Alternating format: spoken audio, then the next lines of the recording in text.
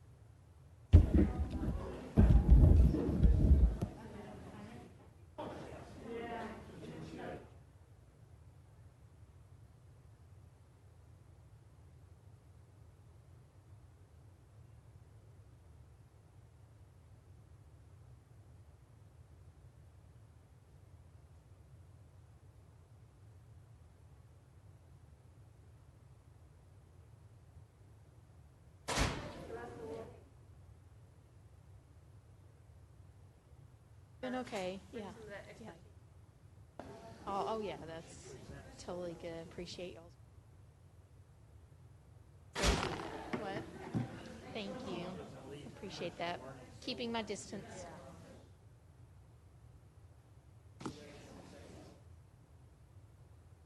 If he asked.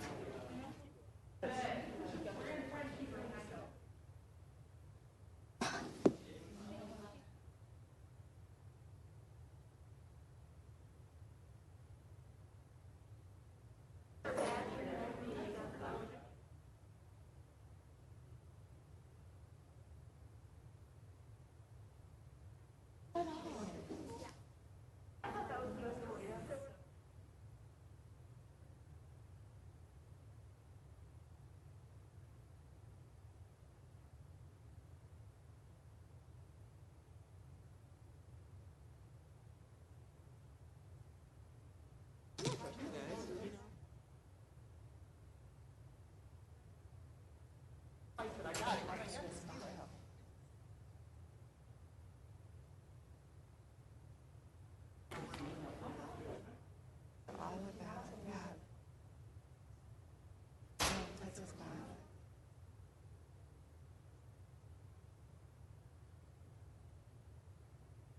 That's not what I'm doing. That's not.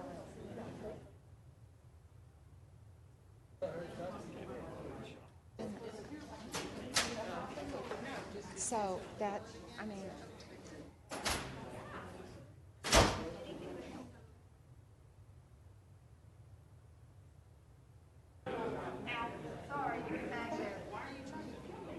there might be nothing worse.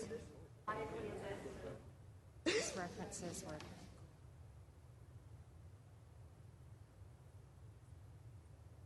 that's yours. I'm sitting here, I put this on my desk.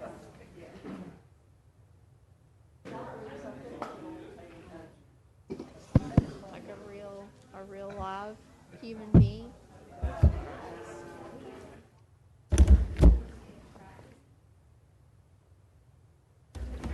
Hey, Gosh. Good, how are you?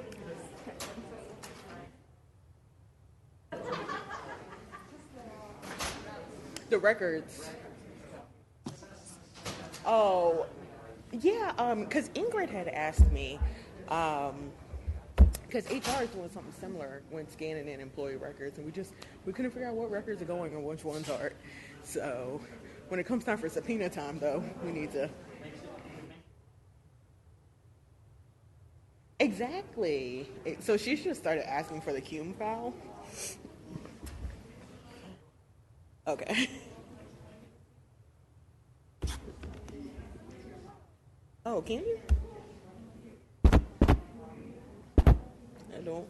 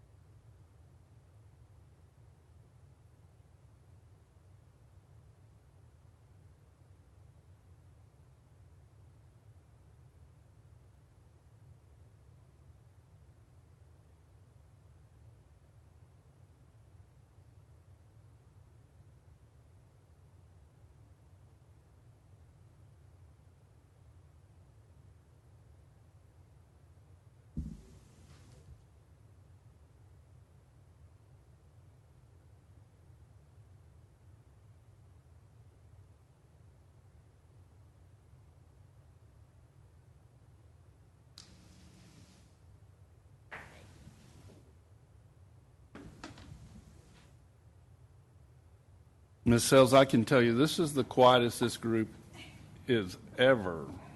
I mean, I think they're all howdy looking. group. They're looking forward to their 2 weeks off, or a week off. Three. No, 2.5. Okay. They're making plans. Sugar plums dancing. Their hits.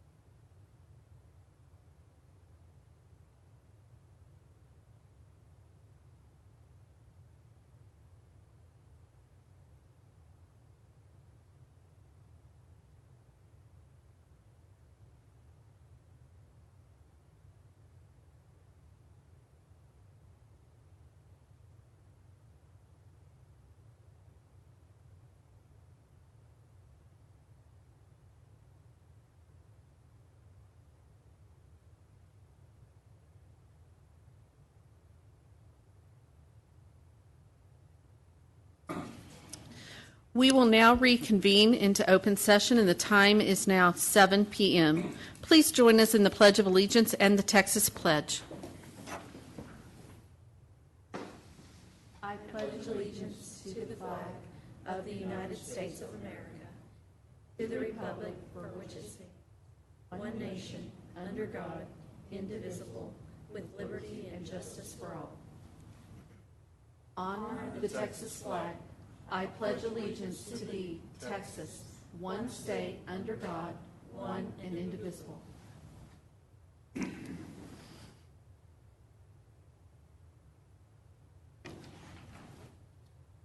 Welcome to all. The Lewisville ISD Board of Trustees meets monthly to receive reports from staff and take action on recommendations from the superintendent.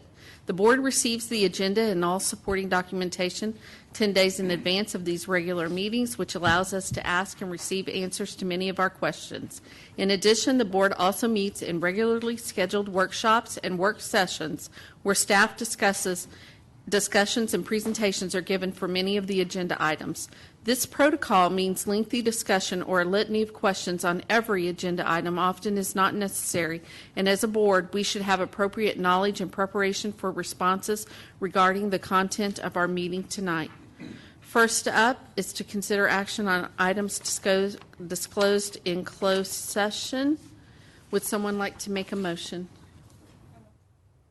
Okay. I move that the board approve all personnel recommendations as presented by administration. Do I have a second? Thank you, Ms. Prosnick.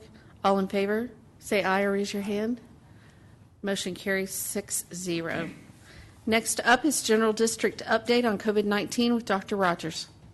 Thank you, Ms. Sells. I'm wondering if we could take a little divergence and do the recognitions next, since we have some folks waiting, and then come back to the COVID report. Absolutely. So, will you go out there and grab our guest?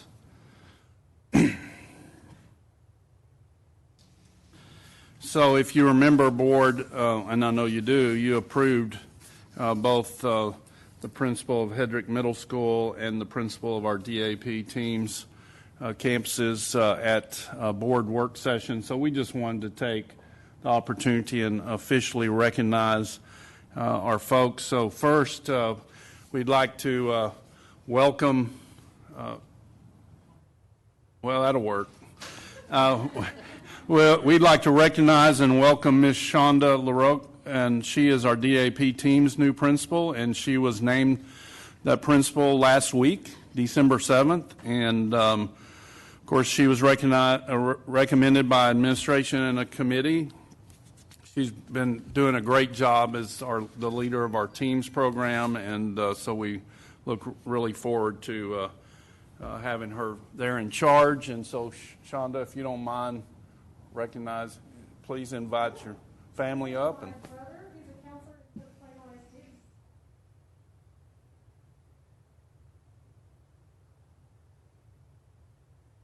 all right.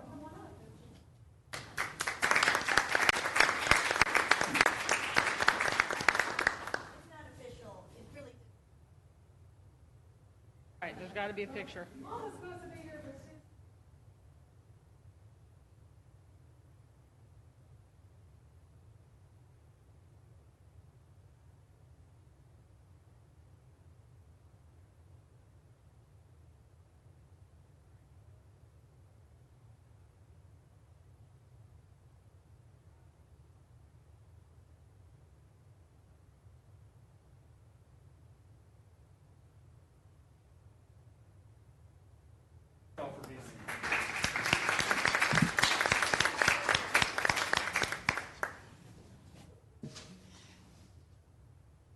And next,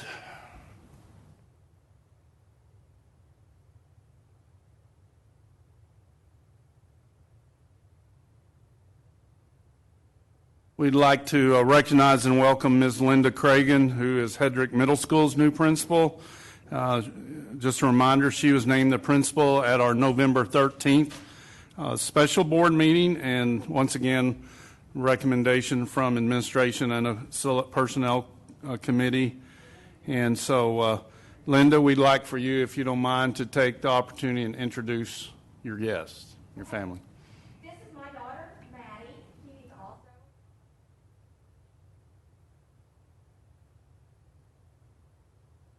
Hello, Felicity.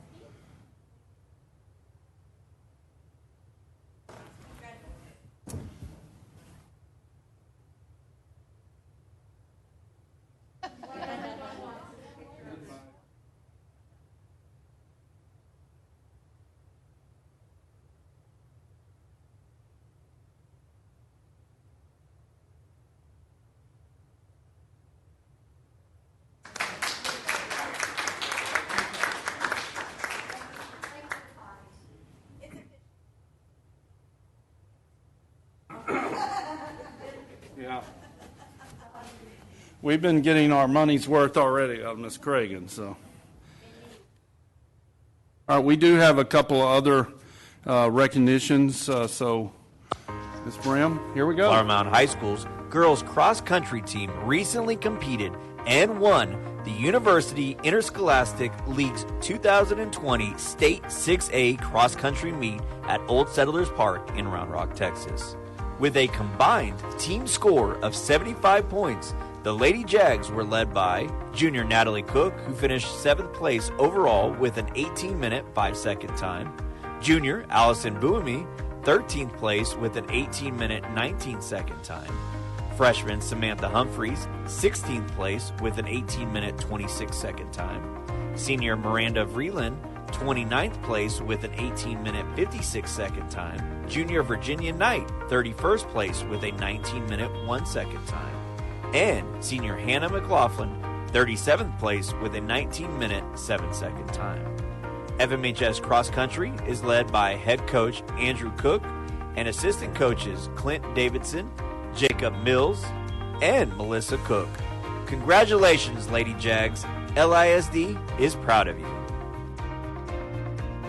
Howdy, this is Andrew Cook, the Flower Mound High School cross country and track coach. This year our girls did an awesome job in winning the state title. The girls were extremely dedicated and focused this year. During the quarantine, they trained themselves, they got out in the morning and they did things on their own. I'm just so very proud of these girls and what they're able to accomplish. They're a great group of kids and I'm very fortunate to be able to experience that state championship moment with them. Thank you, Dr. Rogers and the LISD Board of Trustees for recognizing these awesome kids.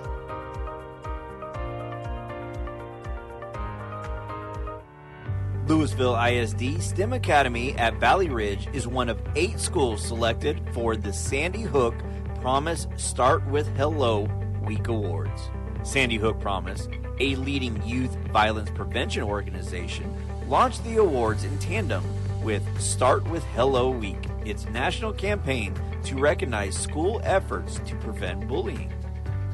To qualify for the award, Valley Ridge had to demonstrate active student leadership, creativity of expression, broad community reach, and concrete plans and commitment to continue the Start With Hello program. For Valley Ridge Start With Hello Week, student leaders made posters with positive messages to hang throughout the building, greeted fellow students during morning drop-off, and shared daily announcement reminding students they make a difference. Valley Ridge received an award plaque, cash prize, and free admission to the annual SAVE Summit to share its stories and activities with students from across the country. Well done, Valley Ridge. We are so excited that Valley Ridge is one of 8 schools across the nation to receive the Sandy Hook Promise 2020 Starts With Hello School Award. Our school counselor has really gone above and beyond to implement Sandy Hook Promises program at our campus, and we just know it's been a great addition to our students' learning.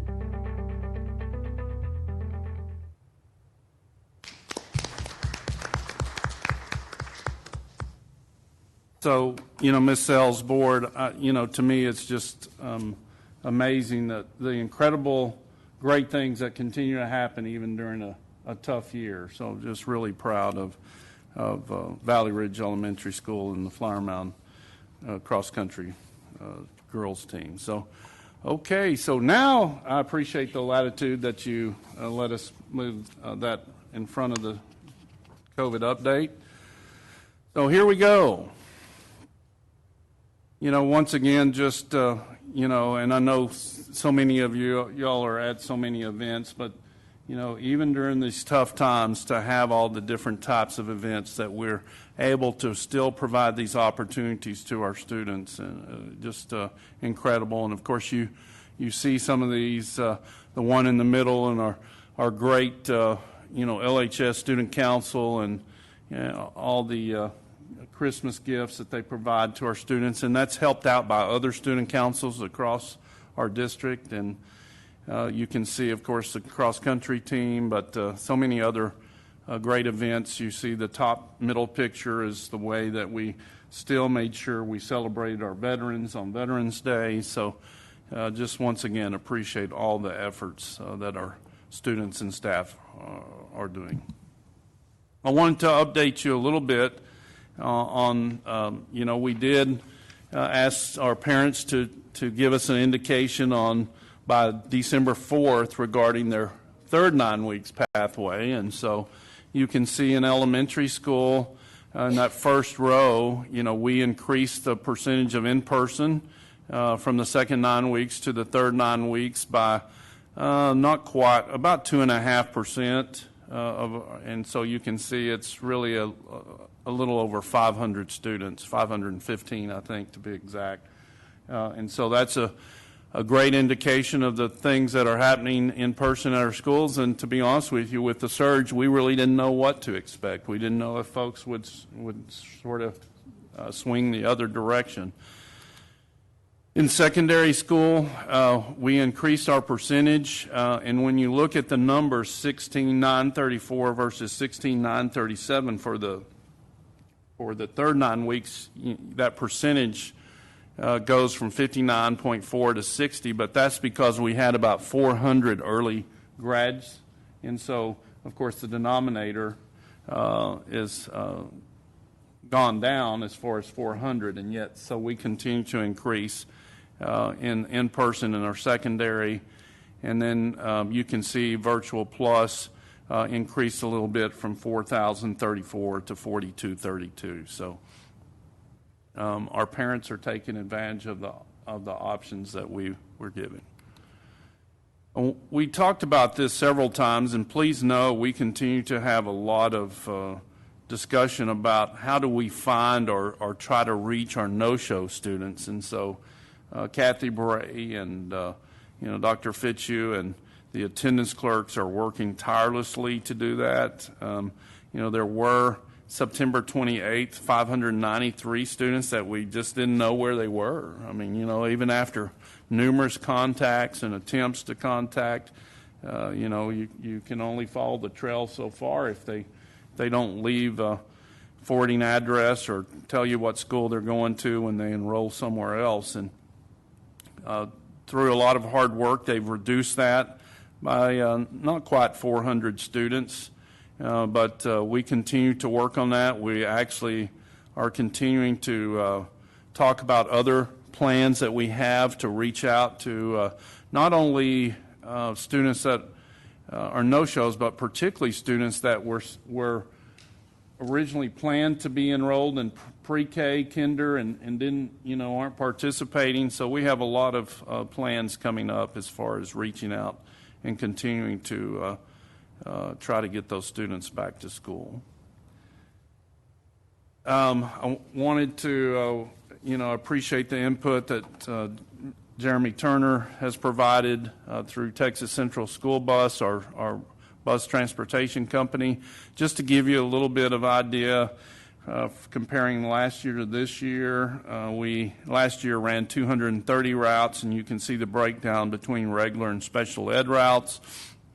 This year we're running 6 less routes, and it's actually 3 less in each regular and special ed.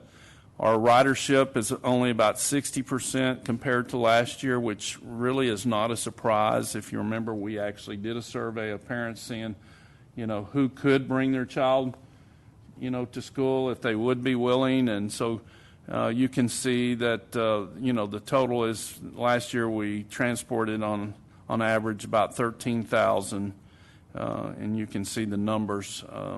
and now we're transporting a little less than 8,000.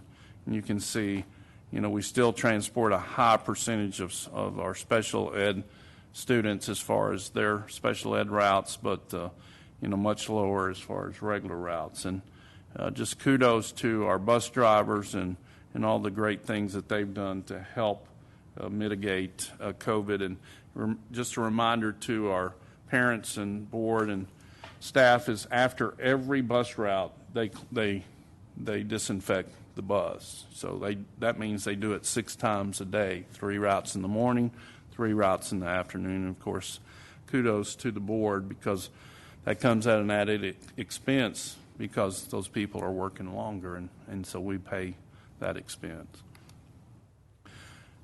We've talked previously about the updated CDC guidelines regarding quarantine that changed from 14 to 10 or 7. Now, we've tried to make it clear that the CDC still, recommends 14 days is still what they call their gold standard.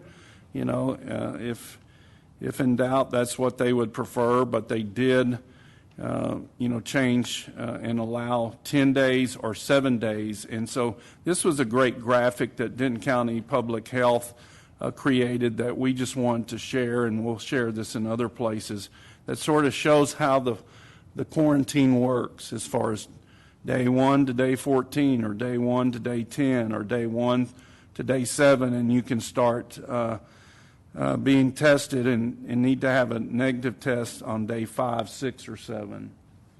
And so our COVID call centers just continue to do just incredible work. And I want to take a moment to just give specific kudos to Dr. Fitzhugh. Dr. Fitzhugh collects this data, takes daily input from our principals every day as far as class coverage, and then every night at 9 o'clock sends out the next day's information. Now, that wasn't part of her job description, but she has just absolutely stepped up. And, she has a lot of other things on her plate, as you might imagine, with assessment and accountability, but been a lot of people that have stepped up, but, just specific kudos to Sarah. This is another document that you can see that we are following, and I think it gives a great sort of chart as far as, if you're confirmed or sick. In other words, you have a confirmed test or you don't feel you are showing symptoms of COVID, then this is what you're supposed to do as far as isolate at home, be fever-free for at least 24 hours versus if we follow quarantine after close contact exposure. And you talk about work. I mean, Mr. Kaj and Melanie Vincelet and our COVID call center, along with the principals, then have to do a massive amount of work to do all the contact tracing. And but you can see that this one has all 3 quarantine options built in, and of course our goal is to get these folks, both students and staff, back to school. COVID County by the numbers, there have been nearly 29,000 total cases in Denton County, but there's certainly, sorry to say, 161 of our fellow Denton County citizens that have passed away. You can see the high number of recovered, but I will tell you that on the COVID, or on the Denton County Zoom earlier today, we have those every Monday at 1. There are currently 8,845 active cases in Denton County, so there's absolutely a surge that's occurring in our county. Just to give you a little reminder, it was only a couple of weeks ago that we weren't at 6,000, and 6,000 is higher than any amount from March to current. Even the surge in July was not 6,000. And of course, we figured that they would hit 6,000 in less than a week from 5,000 something. And then of course you see in a couple of other weeks, we're getting close to 9,000 active cases. So I greatly appreciate the work of Denton County health officials and our folks in trying to keep track of this. As you are also aware, because we're at that 15%, positive amount for more than 7 days, and of course that's with the DFW area, that also, pulls into effect some of the governor's actions regarding some other things. And so, they are tracking, of course, and giving us a lot of good information regarding the upcoming vaccinations, and so we look forward to that. So once again, we just greatly appreciate the partnership of Denton County Health. You can see one of the greatest areas of concern is the ICU occupancy, and it's, so that's in Denton County, and that's a concern. The ventilator usage is relatively low. There's plenty of ventilator, and being on the hospital board for Medical City Lewisville, I can tell you that in Denton County, about half of the cases in ICU are COVID related, and so that's a concern going across not only Denton County or state, but of course across our nation. For Lewisville ISD, and these were, we didn't pull the most recent, but this was as of last Thursday, but we had 28 new student cases. We're tracking, last Thursday we were tracking 157. You can see that we're tracking 46 staff cases active. That's a high number until you then compare that to having 35,500 plus students in person in school, or having 5,000 staff working in our campuses. So really the thing that we actually have a called meeting every day. We don't always meet, but we have a called meeting every day to go through the numbers of staff and students that are not only active cases, but also, with the quarantine issue that absolutely we track. So it's a lot of work.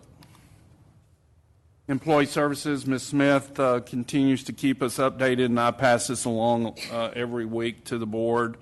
But we've had 663 staff quarantines since the start of school. And you can see we have 111 staff we allow to work remotely due to pre-existing or documented medical conditions. We continue to work hard to keep our positions filled, but it's much more difficult during this pandemic, as you might understand. We greatly appreciate the board's approval of us getting to have permanent subs on all of our campuses, because I will tell you, if we didn't have those, we would be in serious trouble.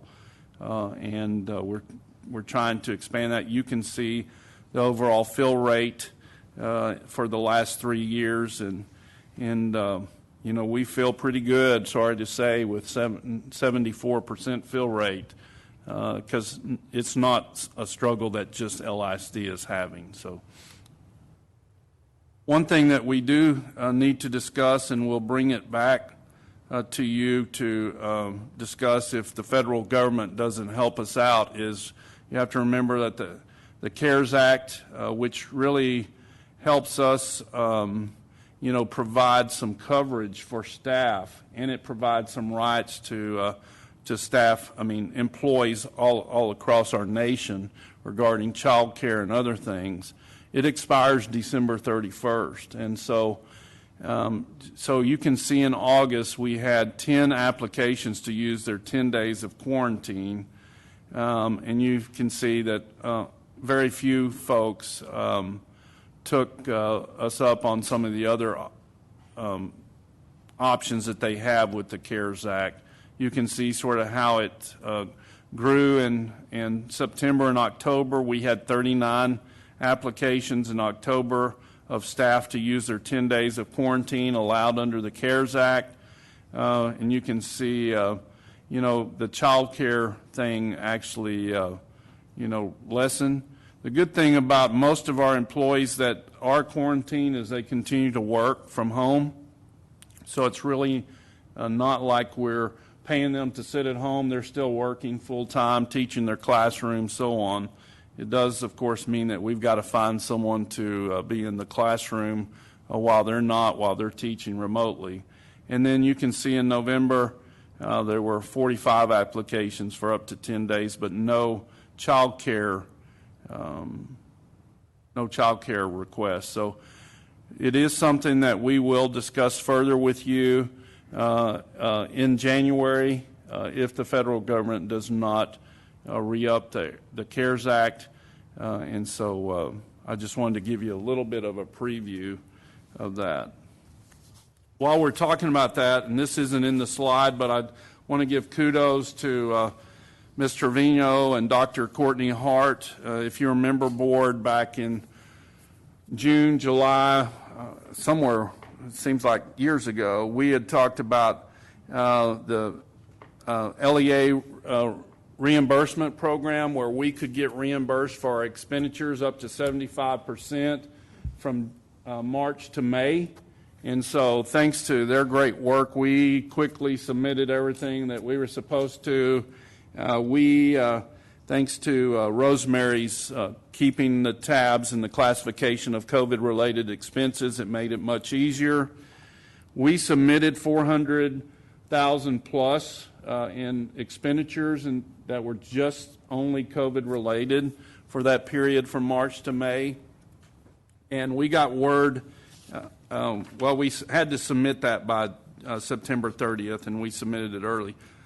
We got word last Wednesday that we were fully awarded our 75%, so that grant has already actually been funded for $300,533. And so, I appreciate the work of these folks. So that's good news, that at least we got 75% of our expenditures done. So, okay, moving right along. Questions? Questions that you might have, I will certainly try to answer, or I'll probably punt it to someone a whole lot smarter. I see Ms. Cox's hand going up. So, Ms. Cox?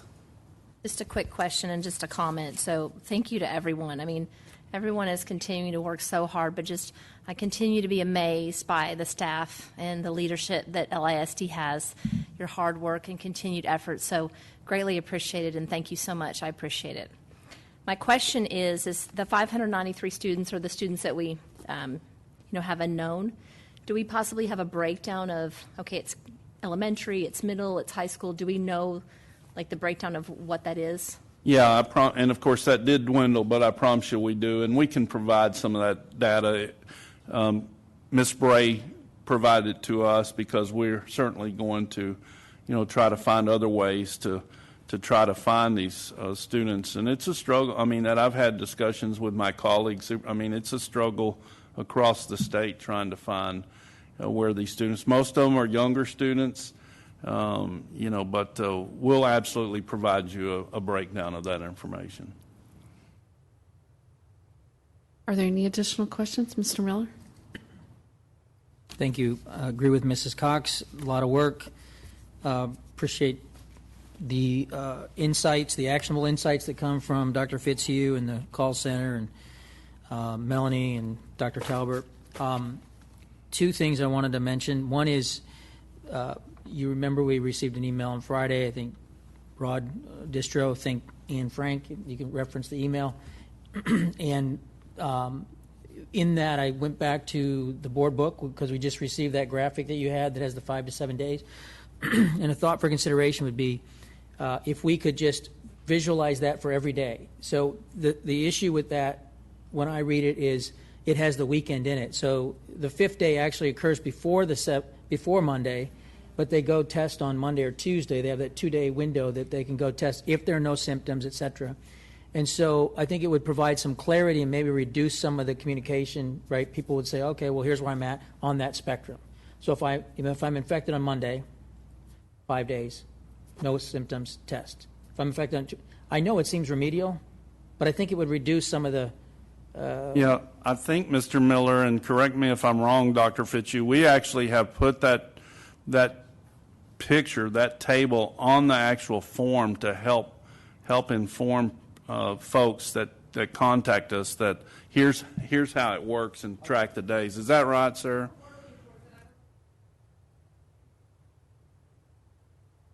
Yeah. Good. So we're going to use the graphic because we thought it was a great graphic. We're going to use it actually on the form that they get when they notify us that, hey, I've got COVID and it started yesterday. Here you go. Here's your 3 options. Great. So thank you. The last thing I would say is this is to the broader public. Hey, we know people are looking for ways to game the system. Kids who are infected, people who are infected, go to school, creates a bigger problem for us. And I'm going to appeal to a gospel-centered, right? This is a thing. Don't put the Constitution before the gospel. Put your faith before the gospel and love thy neighbor. Wear a mask. Don't send your kids to school. We'll work with you.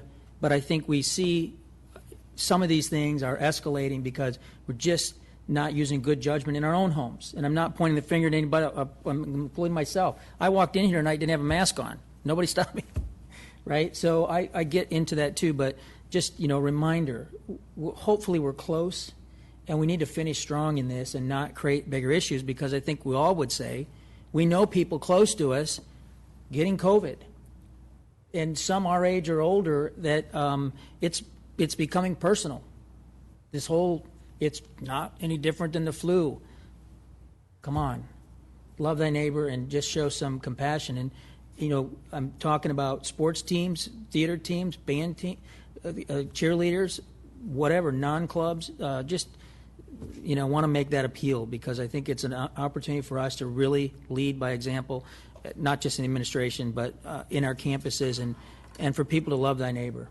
And so, thank you. And I would say, Mr. Miller, that, Mr. Kaj, Ms. Vincelette, Dr. Fitzhugh, and others, we're not only dismayed, we're very disappointed that so many of the cases that they have to trace and do contact tracing are cases that parents are allowing their child, the parent is COVID positive and still sending their kid to school, which then leads to affecting other kids, which is what you're talking about, and staff. So, yeah, we need everyone's help on this issue, and even more so, we have seen there's always a surge after holidays. There's a surge. I mean, there was a surge even after Halloween. There was a surge now after Thanksgiving. We know there's going to be a surge after the next 2 holidays, and we need people's cooperation and utilize some good sense to help all of us out. Are there any additional questions? And Ms. Hassett, I'm having trouble seeing you, so you'll have to lean forward. I just wanted to say kudos, and thank you, Ms. Cox, for saying kudos to the staff and our teachers, but also to our students. I've talked to several of our campus administrators, and they have just shared with me their the positive impact that these kids are having just in kindness and following direction and following the rules within their campus. And this past week I had conversations with 2 of our different campus administrators. One was high school and one was elementary, and they both shared the same message to me that their students were doing amazing on their campuses. And so just wanted to share that this is not the time for us to pull away from supporting our students because of the amazing job they're doing. And so just a shout out, the Colony High School's got their thing online that you can watch until the end of the year at least, or until January. The Colony comes to the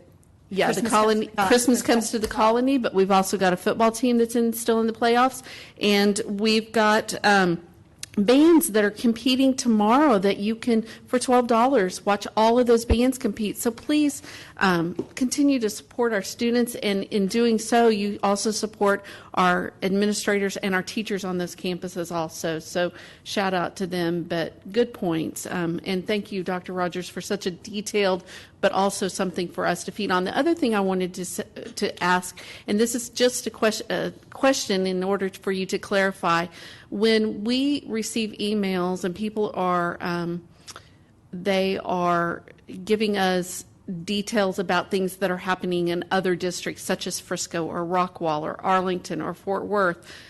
We follow and have, and I appreciate that you have consistently followed the direction of the Denton County. And so when we get those emails, please be aware, our public, that we follow those guidelines set forth for us by the Denton County. And so even though we are adjacent to some of those districts, and you might speak to that, and just as all of our superintendents are talking, I'm sure all of those county leads are talking, and then our county direction is given best on what is happening within our county. So if you could just address that for a second.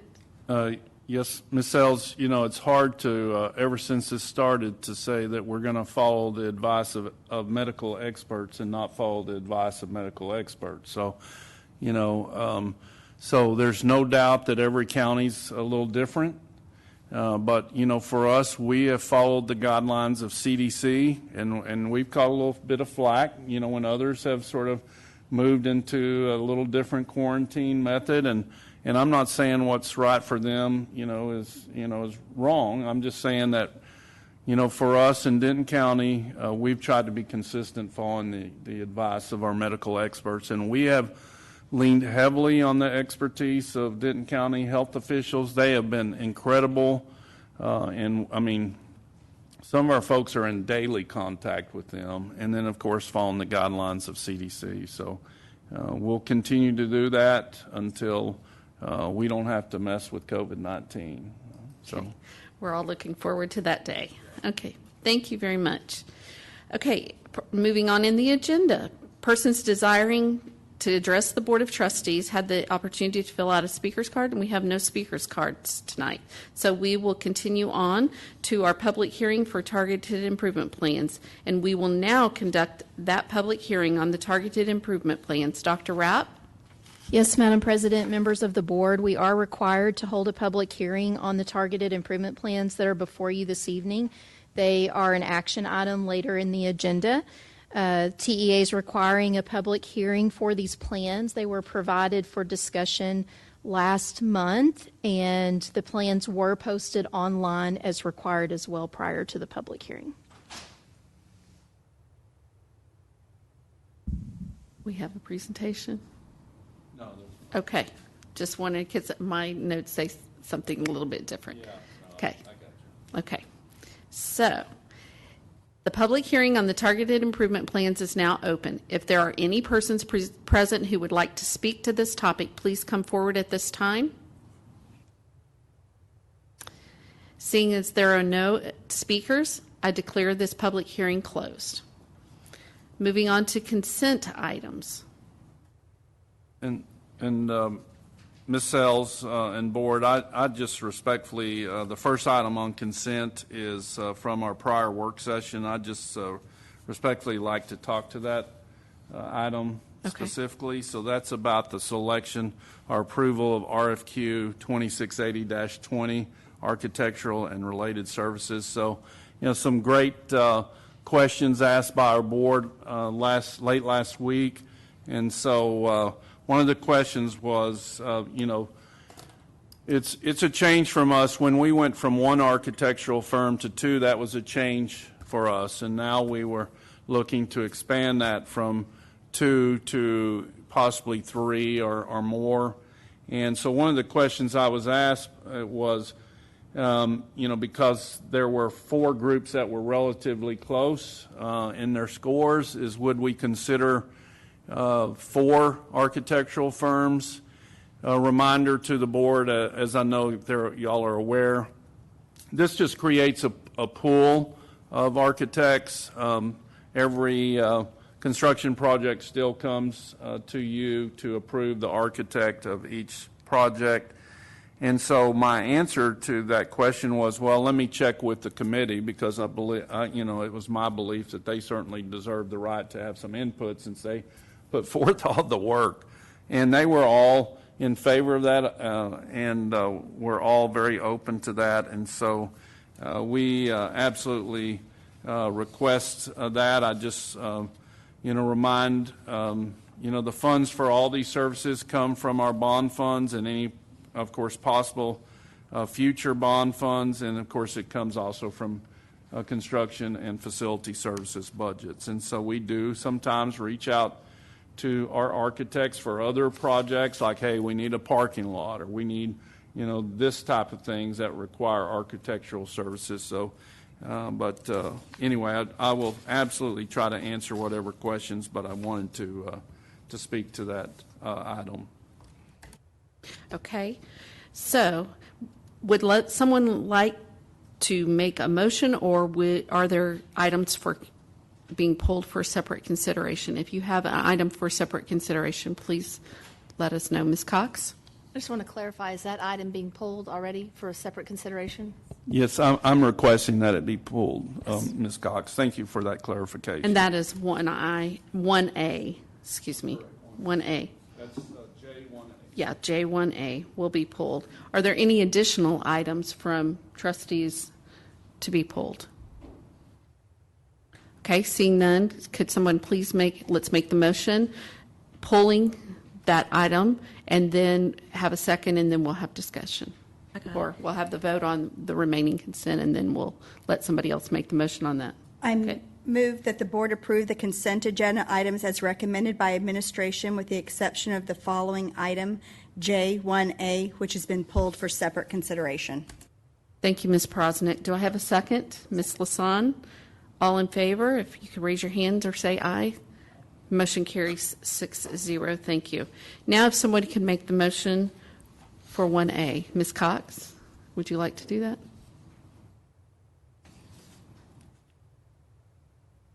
Huh? Okay. Do we have, are we going to make a motion and then have discussion? Yes. Okay. Let's make the motion in second and then have discussion. Okay. You want me to go ahead and make a motion? Yeah. Go ahead. I move that the board approve consent agenda item J1A as recommended by administration. Are we going to amend it? Well, I think we need to specifically say who's in it based on the agenda, published agenda packet. That's correct. And we're modifying it. The four names. Okay. You have the fourth name? Well, I know what it is. I can give them to you Okay. if you'd like. So we have changed our recommendation to recommend Glenn Partners, Huckabee, Stantec, and VLK Architects are the four choices or recommendations. As recommended by administration. Okay. What he said.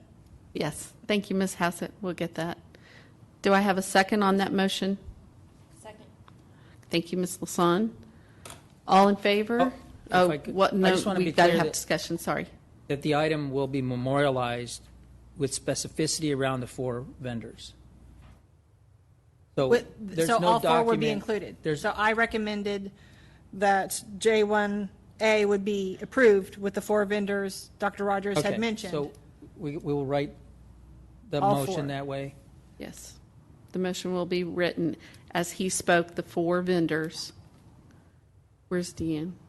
Can we Yeah, and get, that- can we, yeah, I think we need some, And Ms. Bay, they're just wanting to make sure, is your mic It's- on, it's that works? It is. I think we can just have a very specific motion of approving, as approved by administration, the four separate entities all being approved, and we can list them.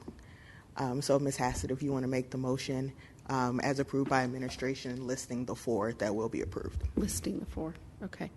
You need the four again?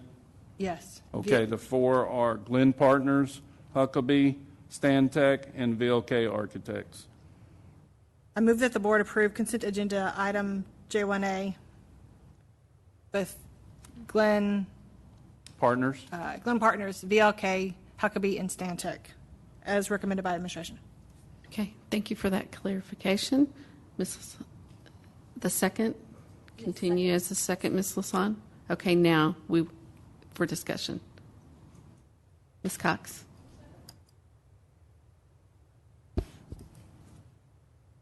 You've been turned off? My speaker won't turn off. Can y'all check Ms. Oh, Cox? mine won't turn off either. There we are. Okay. Took my mic. Oh, it's gone. Oh, there we go. Is it on? Yeah, you're on. Okay, so my question is just a clarifying question. On the current projects that we currently have been doing, how many architects have we had?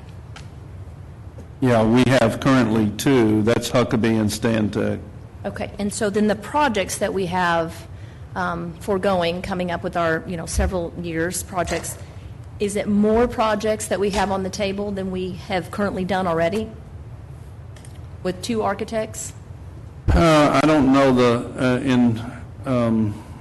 I don't know the list as far as numbers. I think you're asking, have we done X amount of projects and we have Y amount left, and Yes. so why would we add Right. 4? That's Is my that, question. I don't know the answer to that, but my guess is, Ms. Cox, that we have absolutely less projects left than we've done. That's not scientific, but that would be my guess. Okay. Thank you. Okay, is there any other discussion or questions? Okay, seeing none, I'll call the vote. All in favor of the motion as read by Ms. Hassett, approving the 4 architect firms? All in favor? Or in the opposed?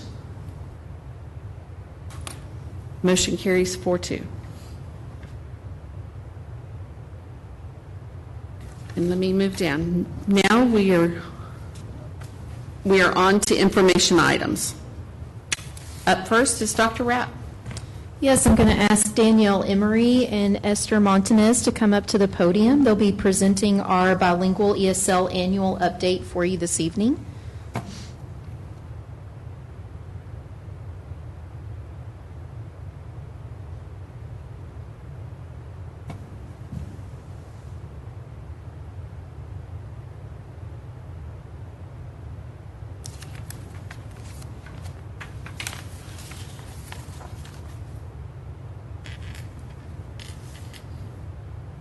Danielle, do you have a click? Is there a clicker up there, or?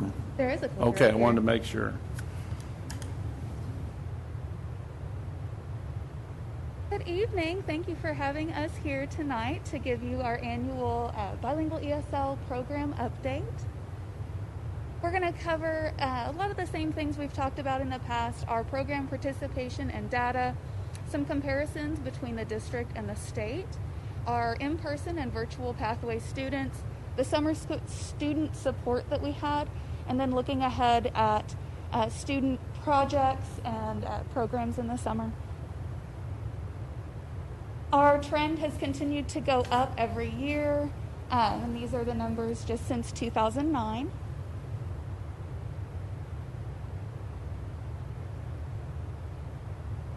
And the distribution across the different grade levels.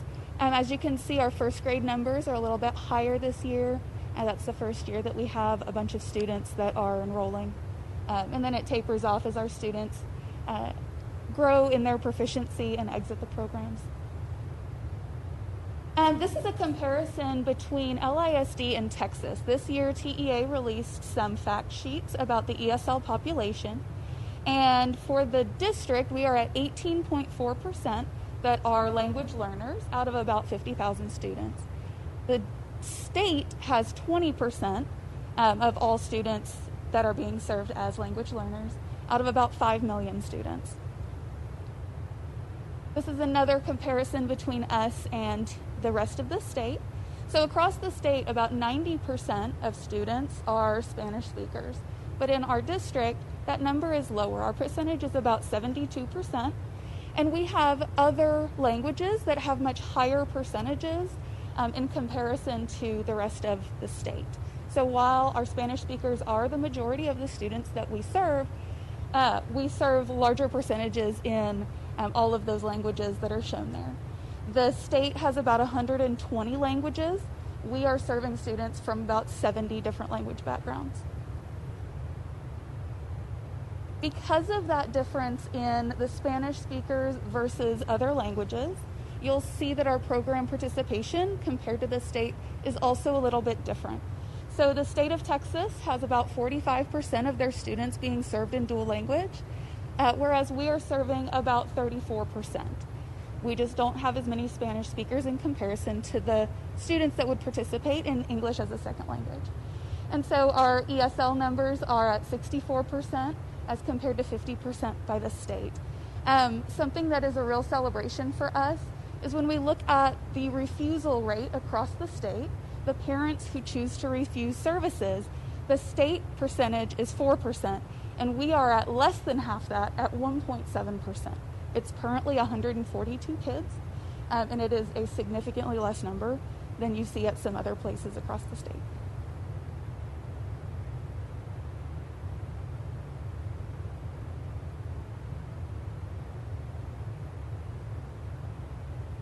Slide, we are comparing the enrollment of students in dual language from last year to this year. The students include English and Spanish learners. As you can see, this year we added transitional bilingual education model for English learners who are attending the virtual learning pathway. The numbers in the virtual learning pathway are not inclusive of the Spanish language learners. However, the dual language program is holding their spaces for when they return to in-person learning pathway, and the dual language coordinators are creating supplemental resources to assist teachers in facilitating their transition into in-person instruction.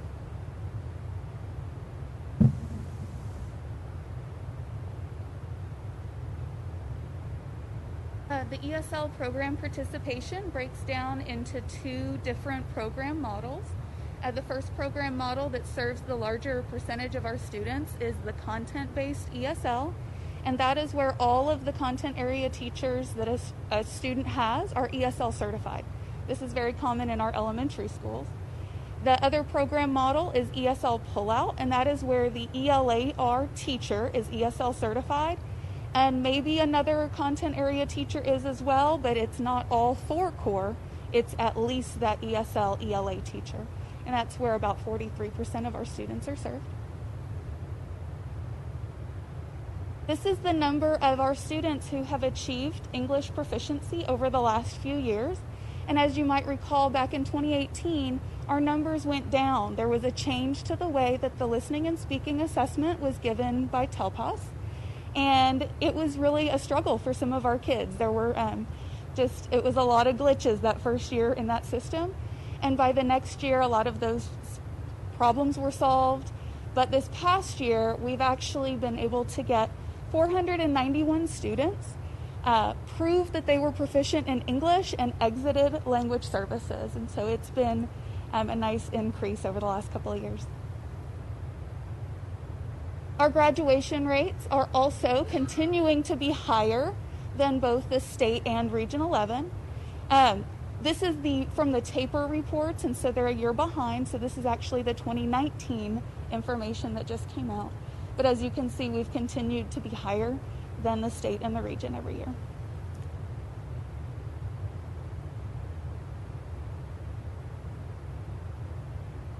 The comparison data, the latest data that we have for iStation, it shows that over 50% of our English learner students have been able to remain on grade level or have moved up to tier 1. 20% have remained in their tier, even though they're not at grade level, and over 25% demonstrated decrease. We're working in identifying those students and providing the appropriate instruction and interventions.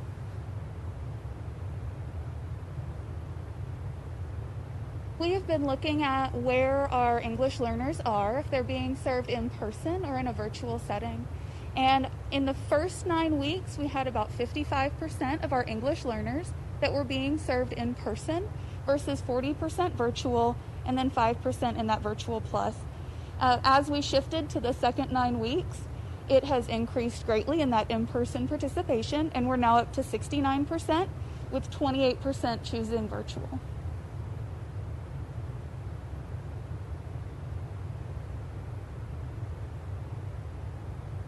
Our elementary and secondary language acquisition specialists and liaisons have become masters at providing instruction and support in both learning worlds, the virtual and the in-person.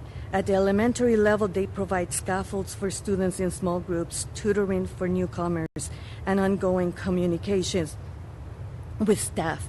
They provide direct support and monitoring for new for the Summit K-12 program. For parents, they provide supports in their languages on technology, instructional strategies, student progress, among many areas. At the secondary level, all students are equipped with translation and text-to-speech tools when imported into Edgenuity. Liaisons provide assistance to students with understanding how to access and implement the tools. Right here, you will see many examples of the in-person instruction language supports, from academic vocabulary to valuing the multicultural literacy, to encouraging every staff member to help the students with language, from the front office all the way to all the support staff.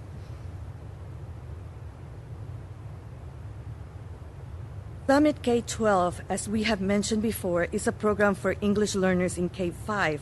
It focuses in listening skill, since that was a need we identified from previous year's data.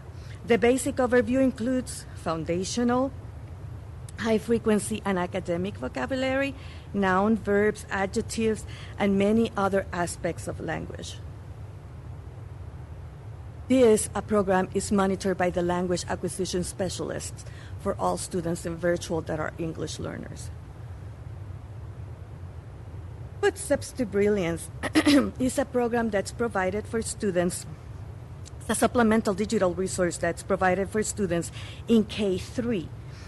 It has the opportunity for students to engage in activities for reading, listening, speaking, and writing. And with an easy toggle between English and Spanish, parents can see what their students are working on. We welcome you to join the link at your leisure, hopefully. It will allow you to see the different activities with the story of Itsy Bitsy Spider in both in English and Spanish. Rosetta Stone is a supplemental digital resource available for students in virtual learning in 4th and 5th grade Spanish learners. This program allows the students to experience the domains of language, reading, listening, speaking, and writing as they are practicing the Spanish language. They will experience the syntax, conjugations, plurals, and articles that are so important in the language. In addition, parents may request writing activities that Rosetta Stone has made available to go deeper in writing. These activities are distributed and reviewed by the dual language multilingual coordinators to help the students with the language. Our parents are very important to our department. In September, we coordinated and facilitated the bilingual ESL Parent Collaborative and community event to address the areas that were identified as needed for our families. One of them was the supports that they needed after school, and also how to navigate those digital resources. One night was dedicated to libraries, community agencies, and Spanish-English tutors. The second night, we focused on how to navigate the digital resources, both content and the supplemental ones. All these sessions were presented in English and Spanish and recorded to be posted on the website. This event was so successful that we're planning a literacy night in January in which we will read books in different languages represented in our elementary grades. And in February, we will have a parent collaborative that will include information on how to transition from 5th grade to middle school and the advanced Spanish language track, similarities and differences between English and Spanish, as well as the misconceptions on the instruction and language strategies that they might use at home for the students.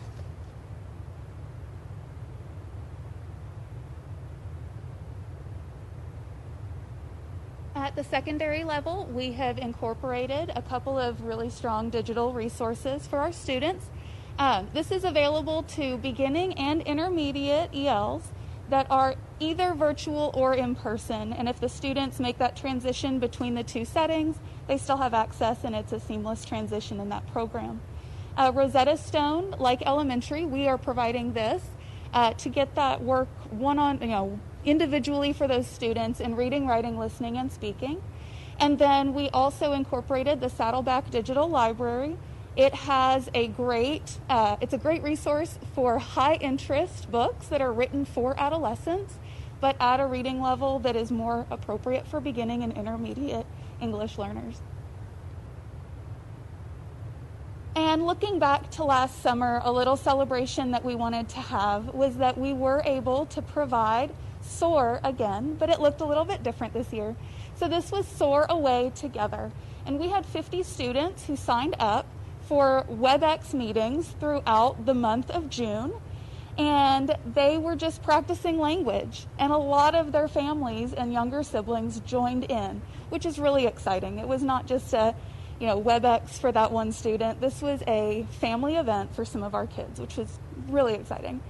And then we were also able to continue offering that Sheltered English 3 opportunity for our overaged high school English learners who are in danger of not getting enough credits to graduate. And everything was provided through Canvas and WebEx, and we had 25 students that were able to successfully complete that program. Looking forward, both the secondary SOAR program and our elementary counterpart, the Newcomer Immigrant Summer Academy, NISA, are looking forward to being able to offer in person and also virtual. We know that there are still going to be families that might want to have that option, and so we're hoping to do that. We will also be providing a lot of professional learning in different ways. There's a good need for our specialists to continue to build their coaching skills, and so we want to give them that opportunity. But then also providing teachers and instructional support staff with different options that are in-person, virtual, blended, anything that they're going to need to just continue building all their skills moving forward. And to kind of wrap up where we are with the program right now, as we have in the past, we have to file the bilingual exception for Korean, Vietnamese, Burmese, Malayalam, and Telugu. We don't offer bilingual programs in those languages. The ESL waiver this year, we have a total of 207 teachers that are currently working on being ESL certified to serve our students. As of last week, there were 27 who had already completed that process, and so that puts us at 13% completed, and it's not even the end of the first semester, so I think that's a win. And overall, we have over 2,800 employees that are bilingual or ESL certified. And as always, LISD is in compliance with the Texas Education and Administrative Code for both bilingual and ESL programs, and we will continue to monitor the growth of our students and analyze that data. Ms. Emery and Ms. Montanez did a great job tonight showcasing the way that the team has pivoted. They lead a team of people that have done a great job responding to both in-person and virtual settings in a fast fashion since March. We appreciate the board's support for the various resources that we've been able to utilize that you've heard them describe tonight, and I appreciate how they've supported the language acquisition specialists and teachers in transitioning those ESL strategies that we've always used in the in-person setting to what does that look like in a digital environment. So they'll take any questions, but I just wanted to say thank you to them for their great work and leadership. Okay, Ms. Prosnick, I saw your hand, or Ms. Cox? We get to ask all of our questions, or? Sure. Go ahead. Okay, I just have a few questions. And first of all, I can't see you, but thank you. That was a great presentation, and I can't even imagine, working this year in this type of environment. So thank you very much. And what I'm really impressed with, as Dr. Rapp mentioned, is the diverse resources you have offered. It's not just one resource. You have several resources for our kids. So I'm very appreciative of that. But a couple of the questions I had, you mentioned about the one-on-one small groups for our virtual students. Can you just explain to me how that works? Is it after school time? How do you get the kids together? How is that program working? So I know at the secondary level, what that looks like can be the liaison actually scheduling a time that's in addition to whatever that class time would be for a student or group of students. And they will, over WebEx, they will talk through whatever that struggle is that that student is having. And I know that our instructional support staff are doing that as well. And so a lot of them will reach out and say, hey, I saw in the WebEx for a class that you were struggling with something, or I saw in Edgenuity that you were a little behind. Let's get together and let's talk about that. And so it might be one student, it might be 3 students, just through WebEx, and they are tackling some of those things they're struggling with. Does that happen weekly, or how often does that happen? I would say as needed. I know that they have office hours and that they are constantly working with the kids. So there's a good chance that some of them are weekly, some of them are every other day. It just depends on the kid and the need at the time. And then you mentioned, literacy, which is really important. Of course, to me, it's the key to everything, literacy. So you talk about the books and your thing. Do our virtual kids have access to library books that they can get an actual book, or is everything on the iPad? We actually just sent a lot of books to campuses for the purpose of sending home with the kids. Like, take these. We'll get them back from you, but take them now. Those are in person, though. How are our virtual kids getting library books? I don't know what that would look like campus to campus. And I know some of that, too, can be if they know that there's a kid transitioning, which we do know now, which some of those kids might be, they can start making that contact and getting some of those resources. And campuses have been able to schedule curbside distributions and pickup, and so they're able to, with their library media specialist, language acquisition specialist, principal, AP, as they see that kids need print materials, arrange a pickup time for those kind of resources. Great. That makes me very happy. So thank you. Appreciate the presentation. Also, for the literacy night, we're buying the books that we're reading, and the parents that would like to have a copy of them, that would be made available for them. That's wonderful. Thank you very much. Okay, Ms. Prosnick? Great presentation. It's always one of my favorite ones of the year. And I know that the presentation, as it should, primarily focuses on our English language learners. But could you speak just a touch, since we offer a dual language program, about our Spanish learners and the kinds of supports and what is available for them? For Spanish learners, we have had to do a twofold kind of supports, because we have the Spanish learners that are in the virtual world, and they have to have the digital resources for them. However, when they come to in-person, we have to help our teachers in the in-person instruction to welcome those students and to fill those gaps that were not provided during the time that when they weren't there. So we are providing not only supports for teachers in the virtual setting for the transitional, but we're also working with our in-person for our Spanish learners who are coming in. And every time they're coming in, we have to look at what in Edgenuity was not covered for them, and not only that, but what languages conventions were taught that they were not exposed to. I will say Dr. Rapp provided a list of all of those supports, and it was very overwhelming and quite impressive. I'm very impressed with the work that you all do. I do have a question on the iStation data that you showed, and I don't expect you to know it now, and if you could email the board or me, I would be most appreciative. I'm curious what those numbers break down to the students who are on the one-way path and students on the two-way, on the dual path. I'm curious what that breakdown kind of looks like for our students. And I would also just say I'm really hoping that SOAR happens this summer.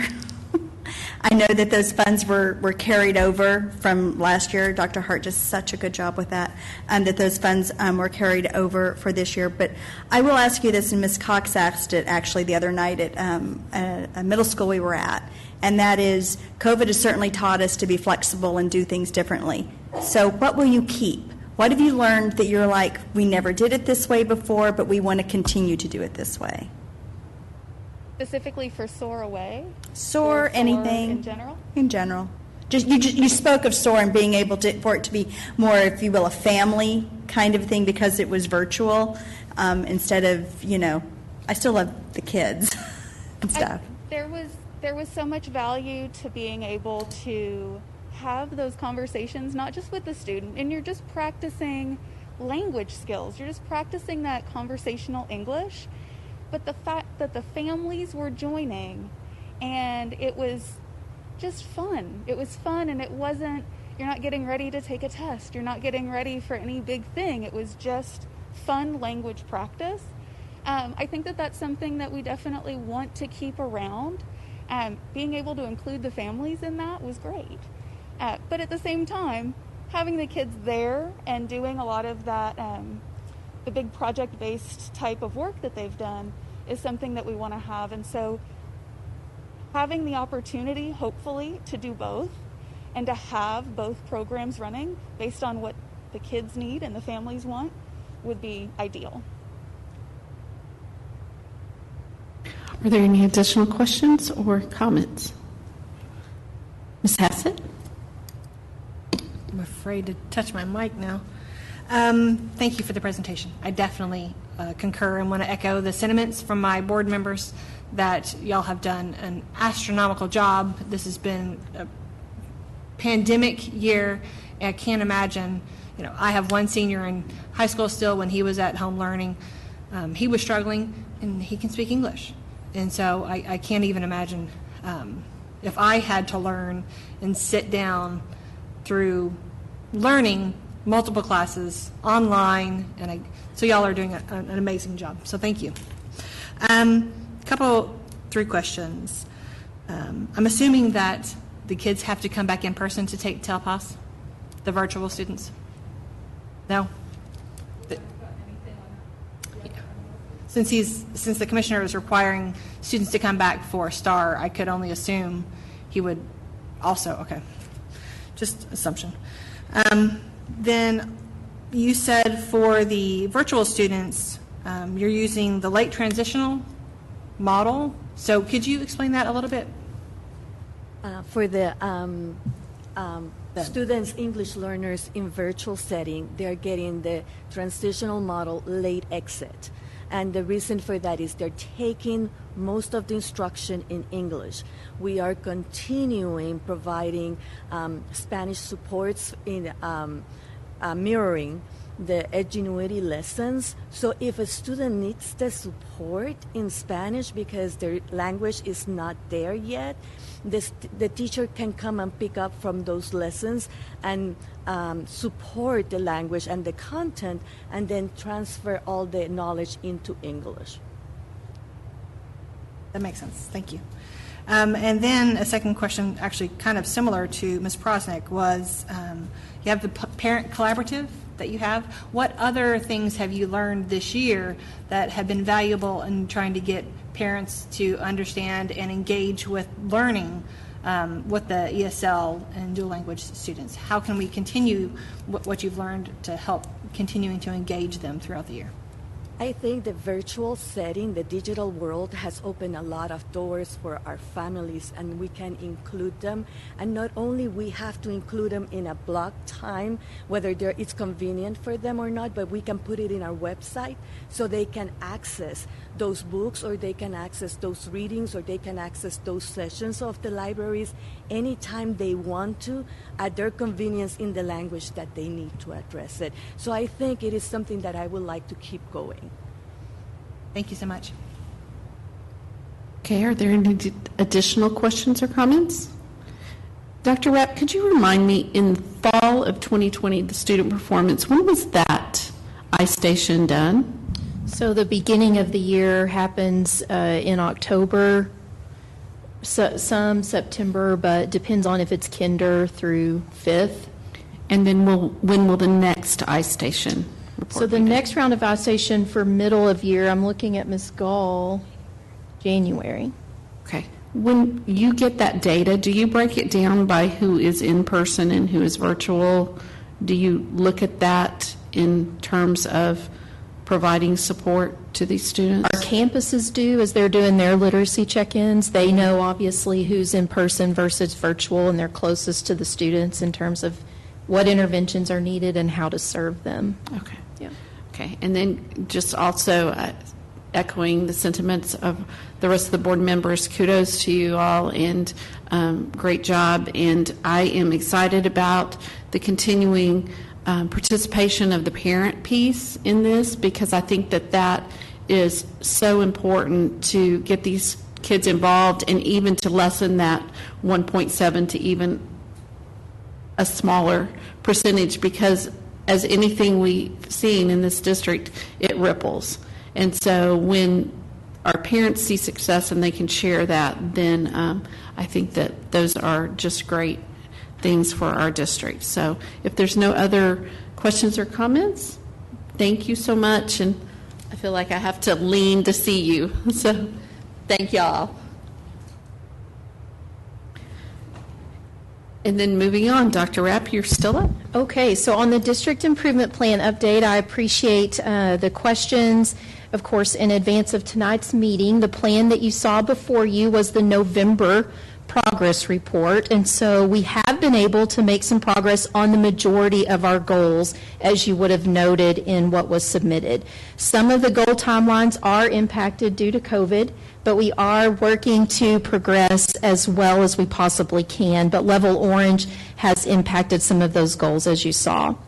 You saw progress noted this month included a few of the following things. All campuses having facilitated their beginning of year cultural proficiency learning experience at the start of the school years. We continue to work on cultural proficiency despite what we're facing with COVID. A focus on student health and well-being was woven throughout the progress update. You saw updates on Second Step, the use of rhythm, and of course the EverFi curriculum. You saw progress on authentic assessment work focused on the implementation of district performance tasks and how we are continuing to make progress on collecting data on authentic assessment measures. And then you saw 30 campuses have received their Common Sense Media recognition as we continue our focus on digital citizenship and those critical topics. Our first round of literacy check-ins all got scheduled. Our Reading Academy participants are continuing to make progress through that TEA required work. And of course, we had our presentation to you on our CTE data in the fall already as well. And we were able to administer the SAT school day to 1,629 seniors. And that's just to name a few of the DIP highlights from your report. I'd be happy to take any questions. Ms. Cox. Thank you, Dr. Rapp. This was a good presentation. I appreciate all the details. So my question is, do you feel like we're on track to achieve our goal for the district improvement plan under the COVID measures that we're under?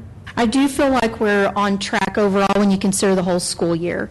There was an adjustment with secret shoppers, I believe we had to notice, and we've adjusted that timeline to the spring. We do feel that we are making enough progress. You all have been gracious enough that as we have to course correct a little bit that we can, but I do feel good about the progress we're making on all of those goals. Thank you. Ms. Hassett? I actually had the same question, but I guess slightly different, and so I'm going to ask it anyway. I had thought about this last night. If we weren't on track, how would we indicate it in the DIP? I love what y'all have done, but now I'm wondering, as we look at the tasks and see the completion rate, I have always in the past assumed that that means we are on task to meet it at that rate. But what if we were on task to meet the goal but not the performance measure? Yeah, so we would make a note of that in the notes for you with that goal, that we're making progress, but we're not going to meet the actual target by the end of the year. And that would come either in your February review or March, late, depending on when that determination becomes made. Okay, thank you. You're welcome. Are there any additional questions or comments? Okay, seeing none, we'll move on. Thank you, Dr. Rapp. Next up, Ms. Smith.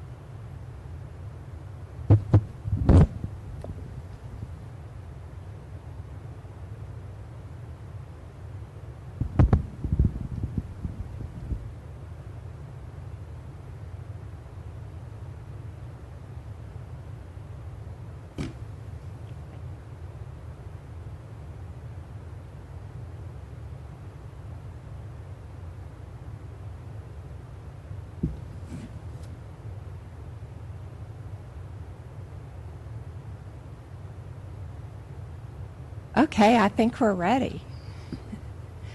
Back in August, we had a discussion about substitutes and where we stood with our substitute fill rates and just substitutes in general. And we agreed at that time that we would come back to the board and just give you an update on our status in December. So here we are.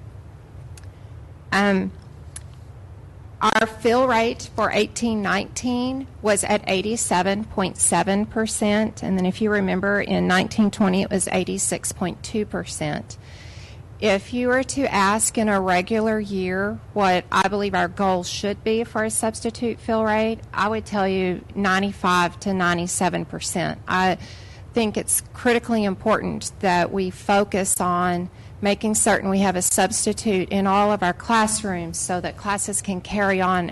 Absolutely, it's not the same as if the teacher's there, but it's very important that classes are able to maintain the plan for that day.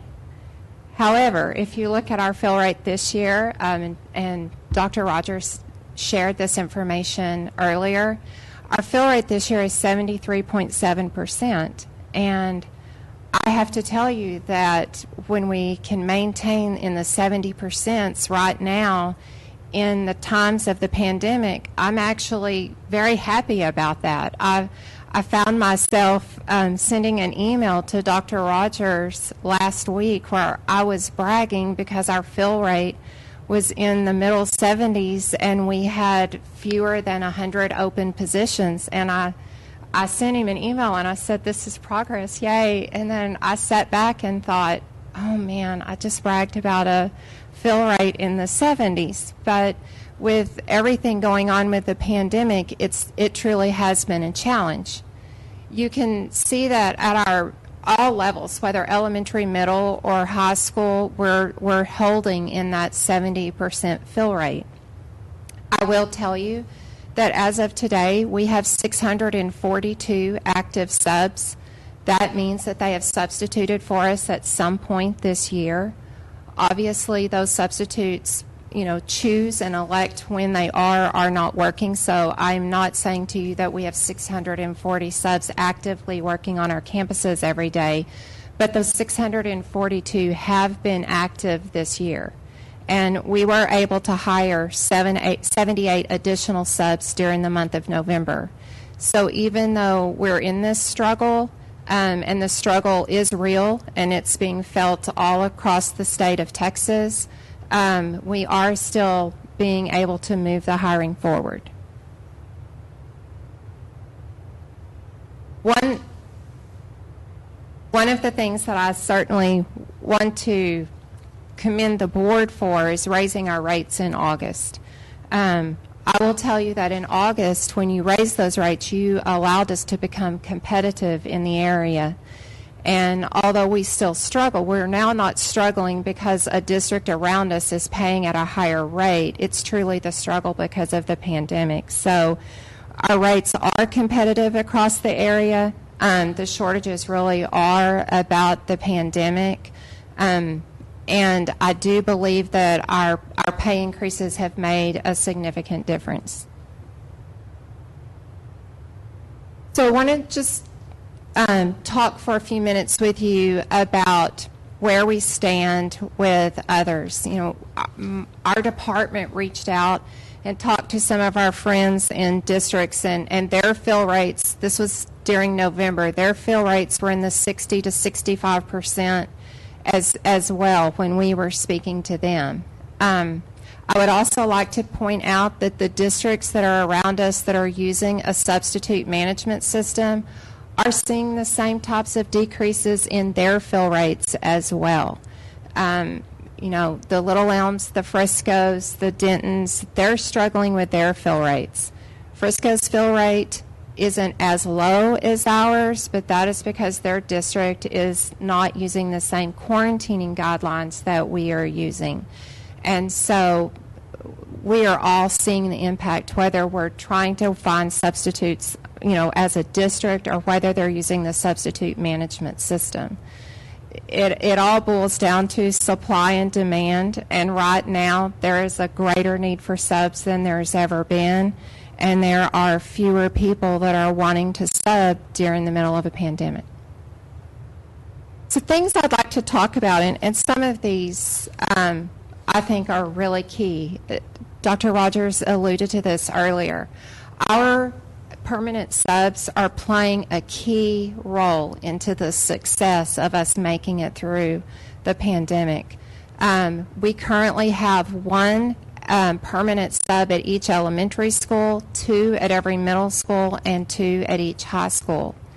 We are focused in on hiring more permanent subs, because if we were able to have a pool of permanent subs that were available for us to deploy each day to our campuses that are feeling these surges, that would absolutely help us. And so we most definitely are focused in on hiring more permanent subs to get us through the second semester, but they have played a critical role, and they've been on the same campus, and so they're really learning the students, the administration, the procedures at each campus. So when they step in to fill in for a teacher, they're able to successfully do so.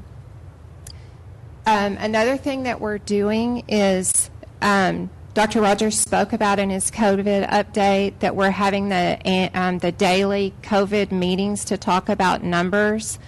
When that meeting ends, then the campuses that have the highest number of staff that are being impacted, I take those numbers to some wonderful directors in my department and say, here are the elementaries that we're needing to focus on. Here are the secondary campuses that we're needing to focus on based on those numbers. And then Sharon and Deanne are reaching out to those principals and calling to say, what kind of support do you need? You know, I know you're making some changes on your campus, but what do you need from us? And then we are searching for subs for those high need areas, and that's happening every day. In addition to that, we've started the bus driver recruitment plan. We have about 50 drivers that have expressed an interest, but as of today, we have 9 of them hired. They've gone through training in my department. They've completed all of their paperwork, and they're ready to start providing the support. Obviously, they are providing that support in the middle of the day when when they finish their AM route and before their PM route. But this can really help in times such as lunch duty and those types of periods during the day where that support can really be helpful. We've also rolled out a parent volunteer plan where we've sent to all of the campuses the procedure they will need to follow if they want to use a parent volunteer to help when there's a need on their campus.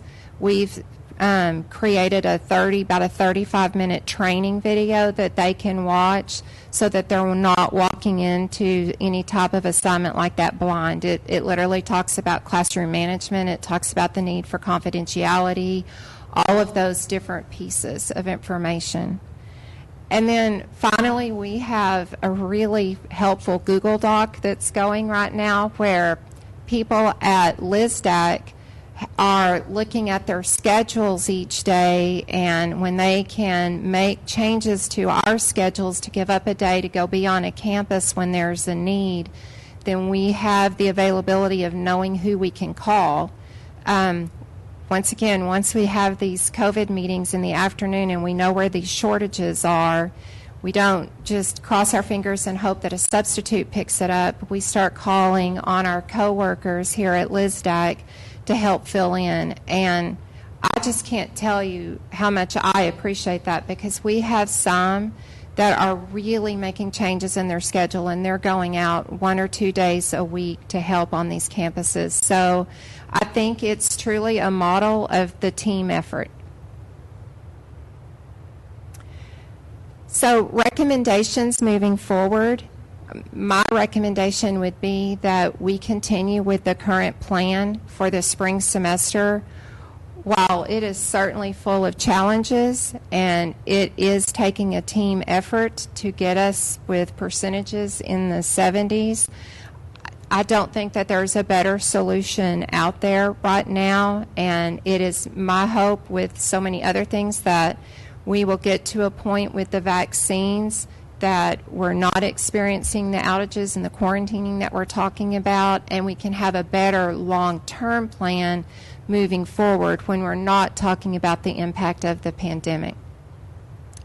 If we get to that point, I would still like for us as a district to consider contracting with a substitute management company for this spring to be implemented in the 21-22 school year, but I don't see any benefit in considering that right now with the pandemic the way that it is. And I would highly recommend and say please to maintaining the permanent subs at each of our campuses. I know that that's an investment of a lot of money, but I definitely think that we have seen the benefit of that this school year, and I think that that could move forward into the 21-22 year. And with that, do you have questions? I would be happy to try to answer. Ms. Prosnick? Thank you so much for the presentation. As far as people volunteering from LISDAC, I hear that Dr. Thornell makes a great Spanish teacher. So at Griffin, I know he said there. There was an article in the Dallas Morning News that highlighted the great work that you and your team are doing. So kudos to you on that. I do have a question when we talk about, because I do know this is happening at high school campuses because of our block schedule, where a teacher with their planning period or their planning period is instead subbing for another class. So is that being counted, or? So when they're doing that, they're doing that in a role that would otherwise be an unfilled position, and we are compensating that teacher when they're doing that. And we actually have just raised that rate. We doubled it. I believe went from 10 to 20. Yeah, and when we say double, it was originally $10, and Whoa. so yeah, We've now raised it to 25. We're really. Wow. But, it is an effort just to acknowledge that we appreciate the teachers really volunteering. I mean, the principals, go and ask, hey, can you cover this class, because they know that their colleagues' class is not going to be covered otherwise. And so, and of course at our high schools, with them being provided a 90-minute, conference period, that absolutely helps us try to make it through. And then, and you kind of spoke to it, but when you talk about next spring, perhaps contracting for a substitute management company, what would it have to look like as far as our fill rate for that? Do you get what I'm asking? Yes. In other words, what would we be hoping to see? Yeah. 93 to 95% fill rate. I mean, I totally think we were pulling 87%. So if we moved to a point that we were considering that, they don't give you guarantees, but that is where they're functioning prior to the pandemic with all of the districts that they are working with, and so that would be the expectation. And so I know that there are surrounding districts that are using companies like that. So what is their fill rate right now? I mean, ours is, I'll send up the flair of the party that ours is in the mid-70s. Is that where theirs is? Benton's is. So I guess, and this is where why would I contract out if I'm getting the same?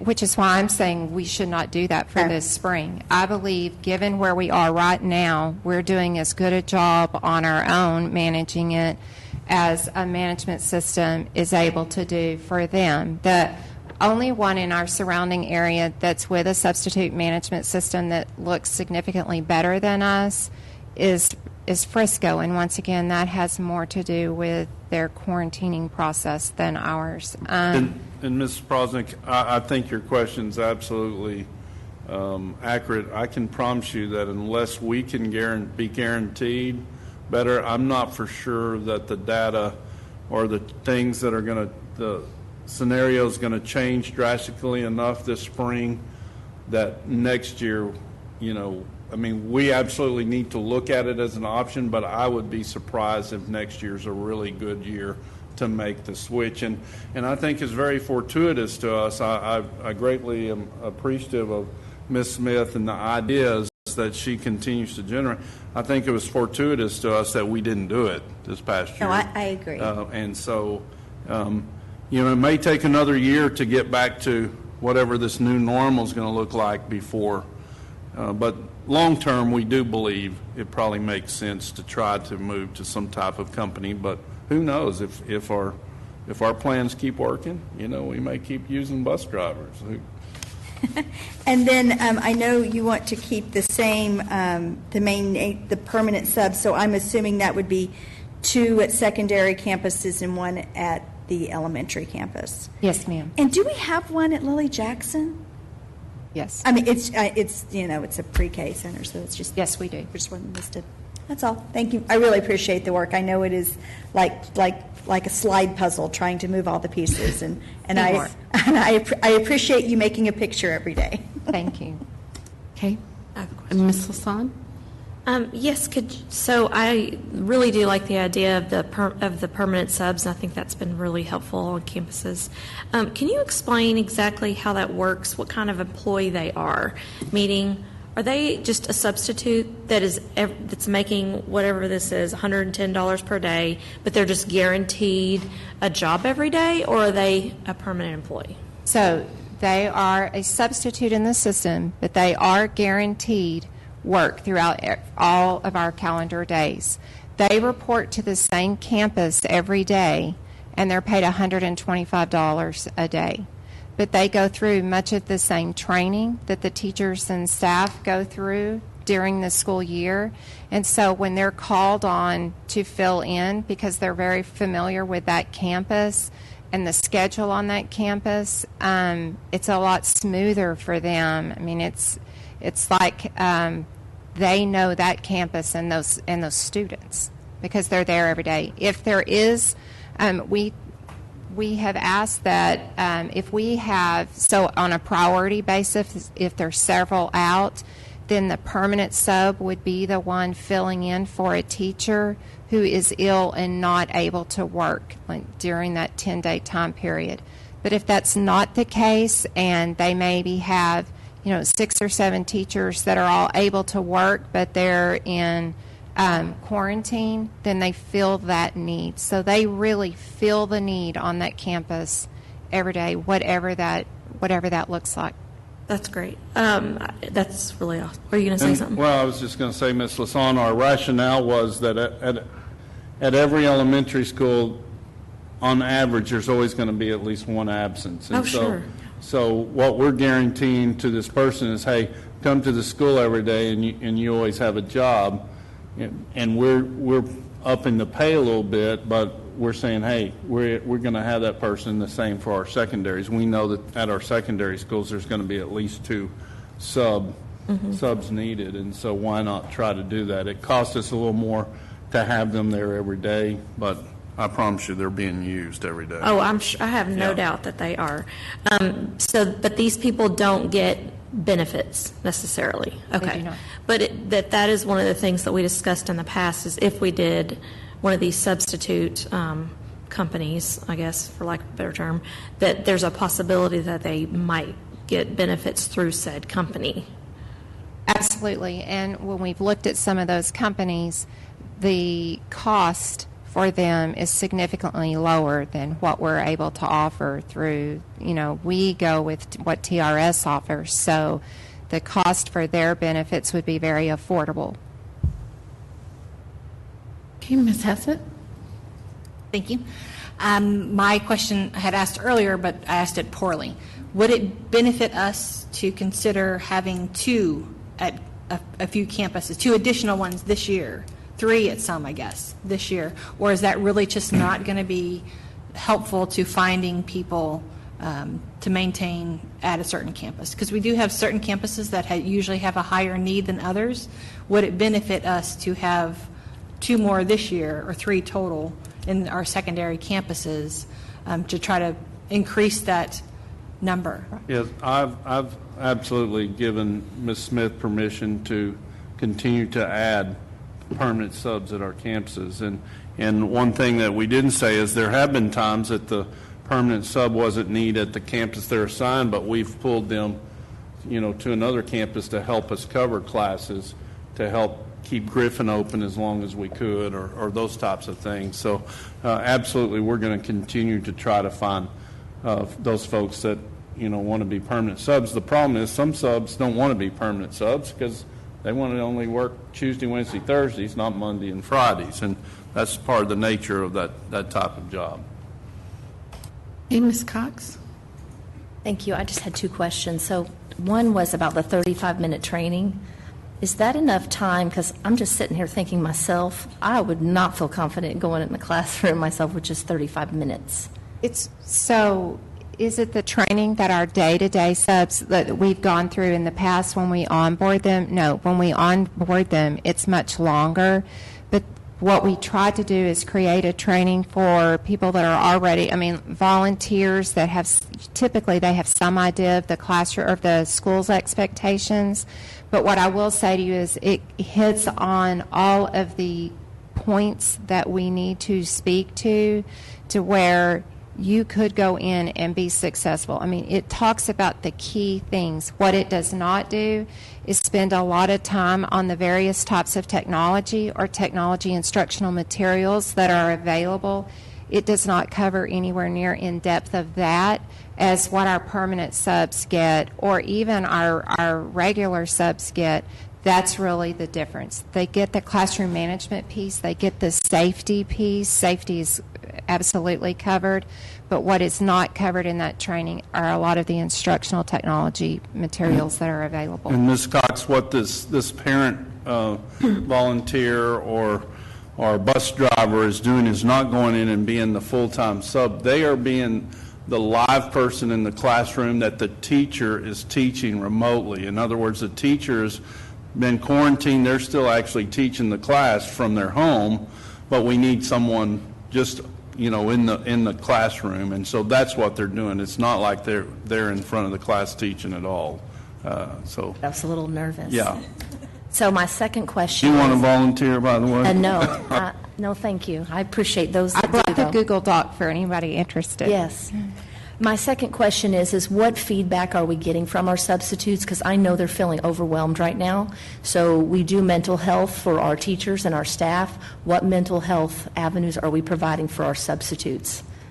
So I want to tell you one piece of what we're doing is, and this has happened, if we have substitutes that then are exposed and they're having to quarantine, they are a part, we do what's called a 10-day lookout. And however many days they were scheduled to work for us, we're compensating them for those 10 days lookout, even though they're a substitute. So that is one thing that we're doing just monetarily. They have the access to our employee, like if they have questions about employee assistance, they can call and we can help them. I would not be being completely honest if I didn't say a lot of them take a day. They take a break in terms of, they just choose not to sub for 2 or 3 days, which is why I said we have the number of subs, the 600 subs active, but they're not all working every day. As the numbers go up, even on a certain campus, if they sub on that campus and they have some kind of health concern, they may opt to not sub for a couple of days, a couple of weeks. But our long-term subs, they have access to the same things as our teachers do? Not our health insurance. They do not. Not the health insurance, but just like for mental health aspects of people to contact, to just have some assistance in the classroom. If we know of the situation, yes. Okay, thank you. Okay, perfect. And I think most of my questions were answered. I'm going to send you a couple, but one thing she alluded to, the video. Is there any way that we could see that video? Could we Absolutely. Would you please send it to us? I would just like to watch it. Are you volunteering, Ms. Sells? No, not right now, but I would like to watch the video to see. I will volunteer with you, Ms. Prosnick, but yeah, if we could see that. So, kids. But yeah, if we could see that, I would appreciate it. Certainly. So, I'll send it to you. I think it would just clear up some things for us. Okay, thank you, Ms. Smith. Okay, now on to technology usage presentation, Mr. Colbeck. Here you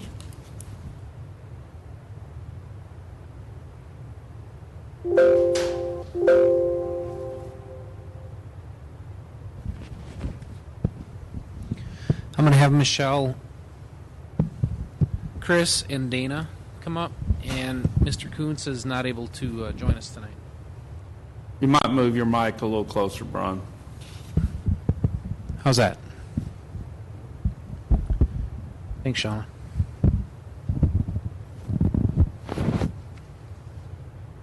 All right, while we're setting up, I think Sean's going to get a presentation up. So in the spring, we were planning on giving you another technology usage update. However, really in response to COVID, we ended up having to put our energies in a different spot. We also had to do a lot of re-architecting some of the systems that we had in place to actually do that. And obviously, our team has been really involved in trying to respond to COVID. I think you saw some good examples in the bilingual ESL presentation tonight as well, just thinking about the number of digital resources that are being used, the number of, or the importance of having access to devices, to those resources, to the internet. And obviously our team has done a great job of trying to respond to that and also putting information together for this presentation. And there are changes to what you saw last time, and I'll explain those as we go along. So with that, I'll just advance. Dana, can you explain our opt-in numbers? All right, so for our 1-to-X mobile device program for grades 4 through 12, these are our opt-in numbers for this year. And we've seen that over this year that we have an increase in every area as far as the 4th through the 12th grade. And you'll see that the high school actually has the highest rate of increase, mainly because we're virtual, and so we're needing those devices. But we also offered a lower fee this year for families, and we also maxed that for if a family had more than 2 students, that they also got a discount. And our free and reduced lunch also decreased down as well. So across the board, we've increased. If you look at the district opt-in, just for our main across the board, it's about 3% increase. But your free and reduced lunch opt-in numbers are going to be almost 10%. So those numbers going from February of 2018 through, or 2017 through 2020 have increased. We did see a little bit of a decrease in that second year, but this year it has increased across the board. So on the next slide. Dana, just a little more context on that too. On the 1-to-X fee, what we were doing prior to this year, it was $40 or $30 if a student was on free reduced. This year what we did is we dropped that down to $20 and then $10 if you're on free reduce. And as Ms. Sun says, there's a cap in there. If you have more anything more than 2 kids in a household, you aren't charged for more than that if you're opted into that program. And the only other thing I would add is the reason that we felt comfortable doing that is because the iFee account is healthy enough that we can absorb some of that. Yeah, we do have a very healthy balance on our 1-to-X program right now. So on our loan devices, for the pre-K through 3rd grade, those are the students that would be in the classroom or they would be doing virtual learning. So we have 11,521 devices that are out there for the pre-K through 3rd grade.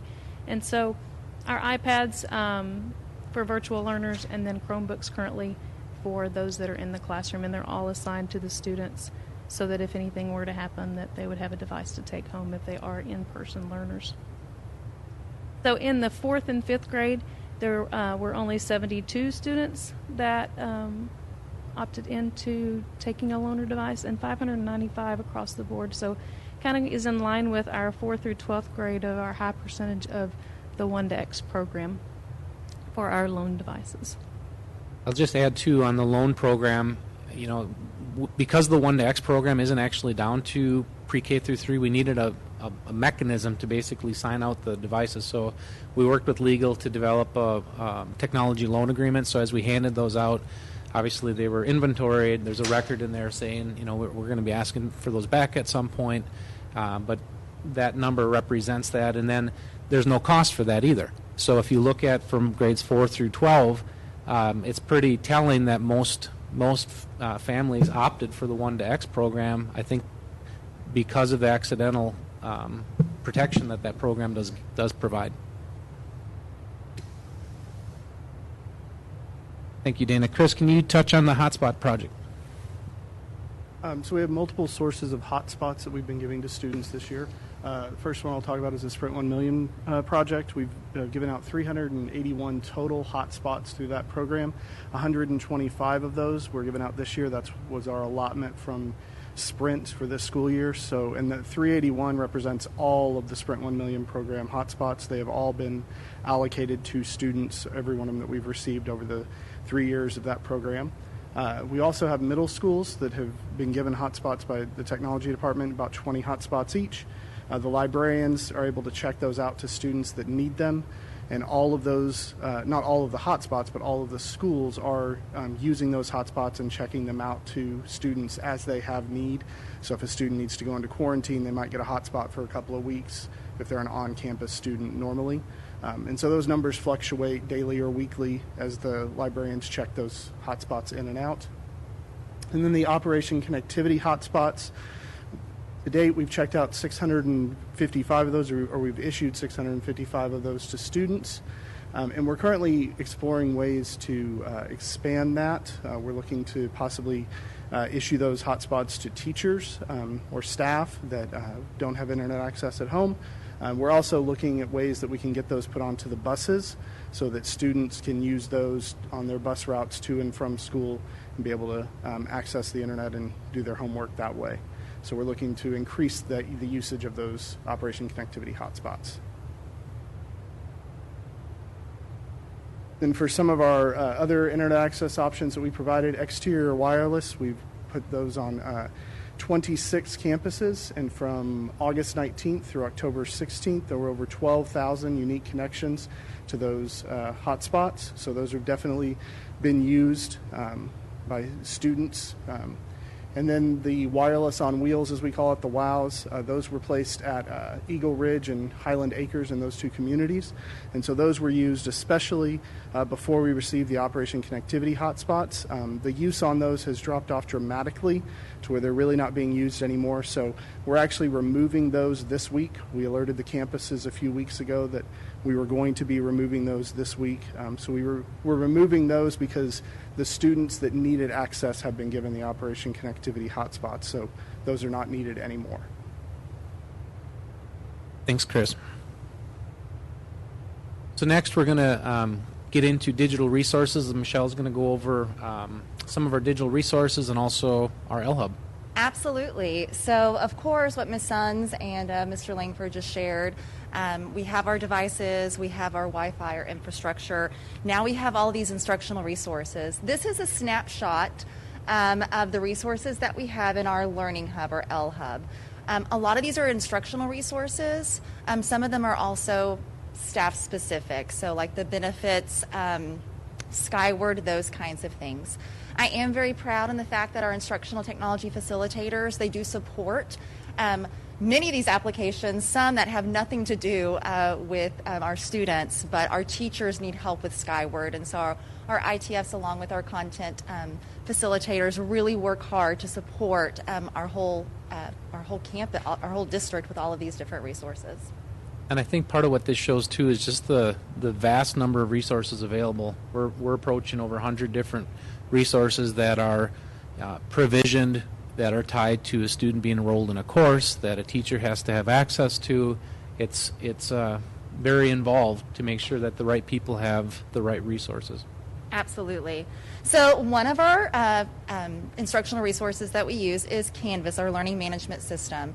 And so I wanted to talk a little bit about this because, of course, you guys know we've talked about this before. 2018, we rolled Canvas out to middle school and high school. This past year, even before COVID hit, we were already planning on rolling it out to elementary. Our summer professional learning supported our teachers learning about Canvas at the elementary level. It was a slow rollout originally. We really wanted to focus on our teachers using Canvas for communication with their parents, with their students as well, but a consistent communication tool. That's diverted just a little bit, and we've really had to kick it in gear with really providing some support to our teachers on how do you use it when you have your students who are remote. So kind of looking at our numbers, currently we have 7,649 active courses. Now this is data through October, so it's not like November and December, but that is how many active courses we have. Now you may say, what is an active course? The way that Canvas identifies is there has to be a teacher, obviously enrolled in the course. You have to have at least 3 students with activity within that course. You have to have a term start date and an end date. And then you also have to have at least 4 unique loggers within that month. So this is taking into account our manually created courses. This is also taking into account our Skyward courses. Of course, with our scheduling, Skyward pushes everything to Canvas. Out of those courses, right now we have about 94% with content. Content would be anything from pages, files uploaded, or modules. And then the other piece would be the activities. Out of those courses, about 83% have activities. And those are quizzes, those are discussions, as well as different assignments within Canvas. I'll go back. I'm almost finished. Sorry. So you can really see the spike. So the reddish color are all of our active courses. Of course, as you would expect, during the summer it's going to go down. It really has gone up since we went back to school, and it's been very consistent. I did want to brag on Adrian Gall's team, our elementary curriculum and programs. They put the whole elementary curriculum into Canvas while going through a pandemic. Our professional learning this summer redirected our teachers to that and really provided them some support.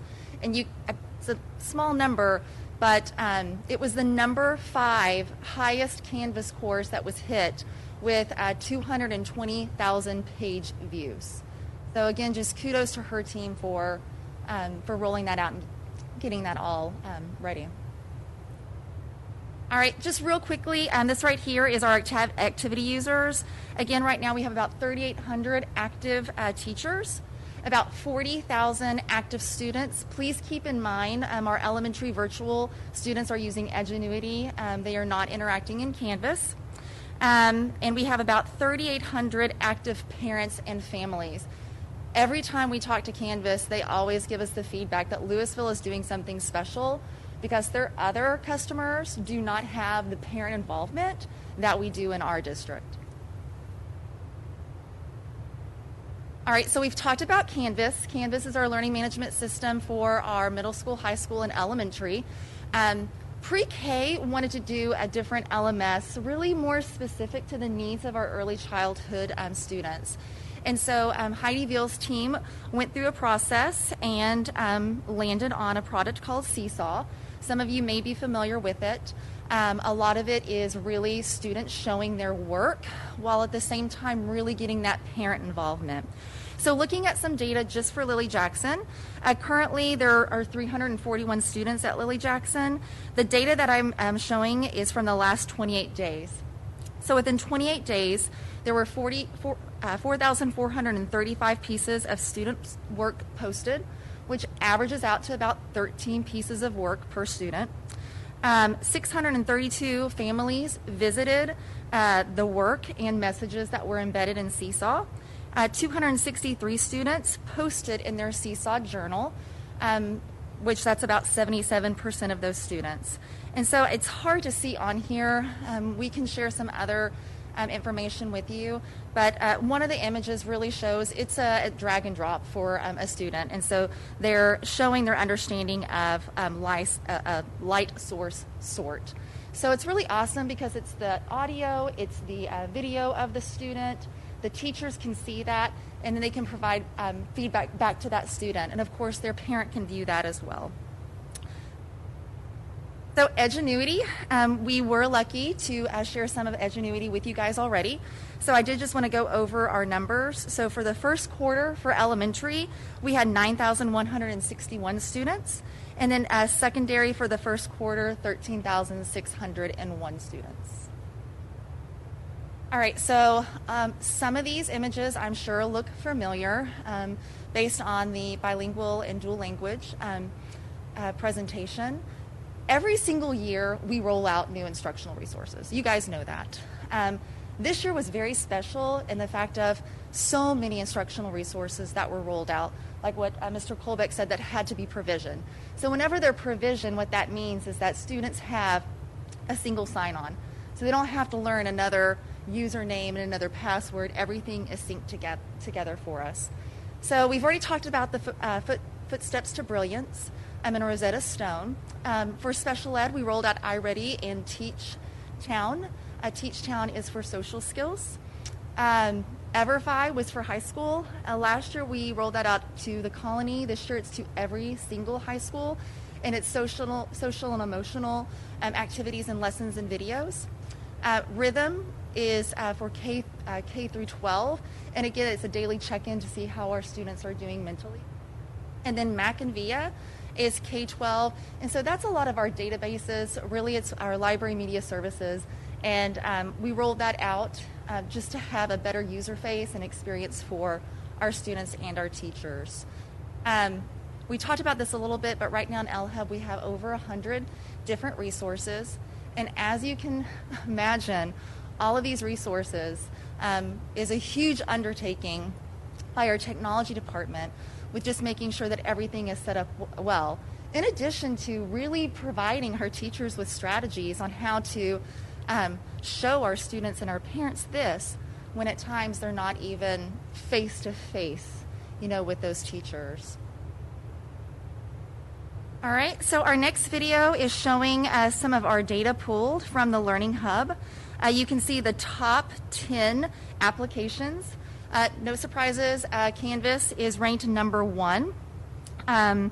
Skyward for our students' access is ranked number 2.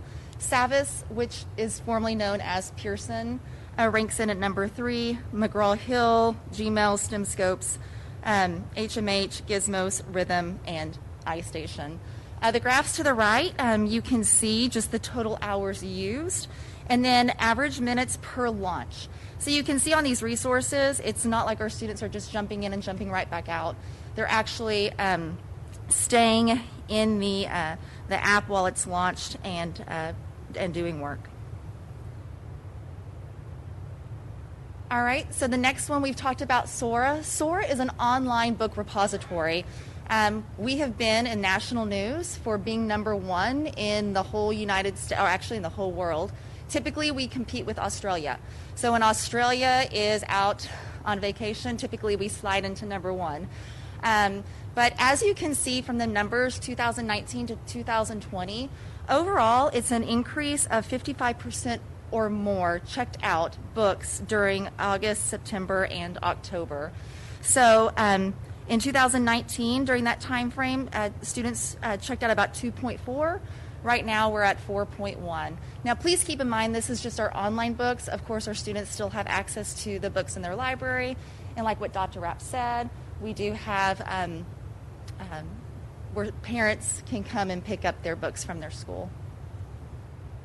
All right, and I think this is the last digital instructional resource that we'll be talking about tonight, is of course the adoption of WebEx, which I know some of my colleagues have already talked about this tonight. It's really allowed us to do some collaboration in real life time and that persistent continual learning. My team, I cannot tell you how proud I am of our instructional technology facilitators, our learning specialists, our administrators, with really providing so much support to all of our virtual teachers, our students, our parents. I know as they called in, we had so many of our faculty members or our ITFs who would sit down one-on-one to really help walk parents and students through if they were having any issues. So looking at the first quarter of school, so the first 9 weeks, for meetings, we had just under 320,000 live meetings. Out of those live meetings, 248,000 had some kind of video. So either they were showing their video, they were sharing their screen, there was some kind of interaction. Almost 12 million meeting minutes were accumulated just in the first quarter, which is huge. Calls, that's one of the reasons that we really appreciated WebEx was the phone call feature for our teachers. For that first quarter, we had just under 1 million phone calls. So again, that was a way for our teachers to call parents without them having to use their cell phone number, or it was just a safe way for them to have that communication. Thank you, Michelle. Chris, can you speak to our bandwidth utilization? So, as you know, at the beginning part of the school year, we were having some bandwidth issues, so we had to upgrade to a 20 gig bandwidth pipe on both our UPN and our Region 11 internet connections. And so you can see from this graph from October 20th through November 13th that almost every day we were using well over 9 gigs of bandwidth. At some point, our average peak is about 11.5 gig usage. When you hit 8.5 or 9 gig on a 10 gig pipe, you start running into issues because of overhead that's associated with the bandwidth. So without upgrading to 20 gigs, we would have had major issues all year. So thank you for your support in doing that. And since we've upgraded both of those pipes to 20 gigs, we've not had any bandwidth-related connectivity issues during this time. All right, thanks, Chris. So the next part of the presentation is going to get into some of the Splunk information. I know David Kuntz would love to be here. This is something he puts a lot of effort into and understands the data well. But I just want to point out a couple things. The process that we use within Splunk as far as aggregating the data, that part is still happening. What we had to change in response to COVID is our media-rich applications, and as Chris said, we were running into bandwidth limitations. What we had to do is set up what's called a split tunnel route, which basically allows some of that media-rich traffic, especially for people at home, to actually be routed out that person's home internet connection versus coming back to the district. So in the process of doing that, the analytics of that to show usage is not included in this presentation. Okay, so the method that we had to set up to support the split tunnel did not support the protocol that's used to capture the bytes in that internet session. So we've worked with Content Keeper explaining we really need that data set. Is that something your development team can work on and see if we could actually include it in the log data? So they were actually able to do that. So the next time we do this presentation, we are expecting to actually have that. It's not in the first quarter's worth of information.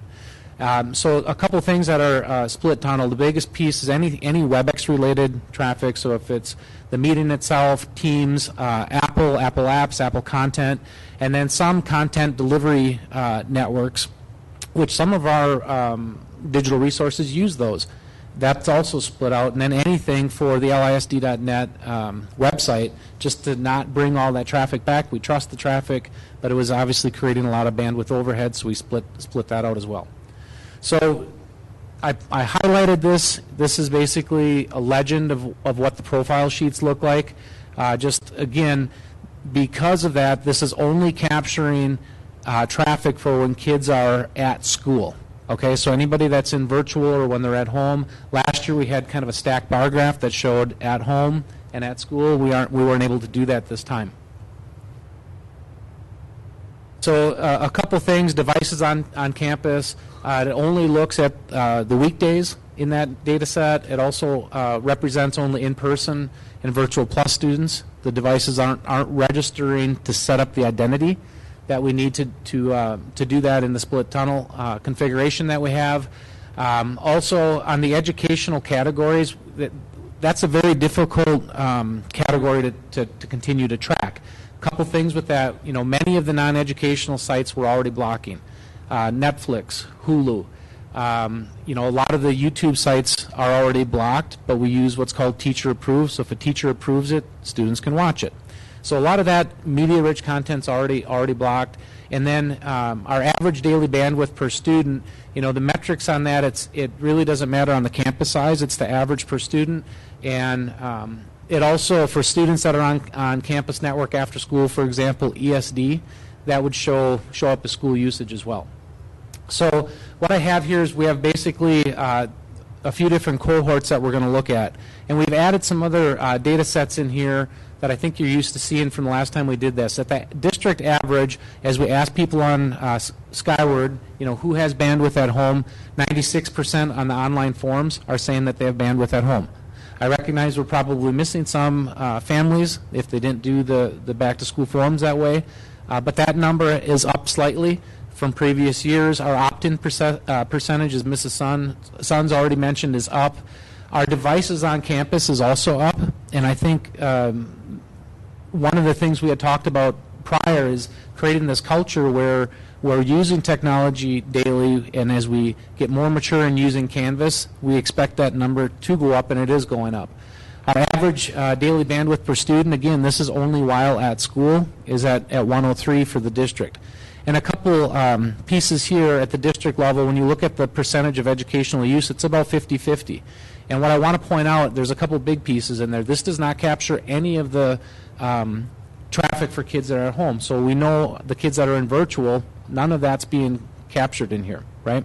Also, all the WebEx traffic that's happening between those virtual students and teachers is not being captured. And then also, like I mentioned before, the other category, this is listed in the order, like business-oriented and video, there are going to be educational uses in those categories that we just can't, categorize everything.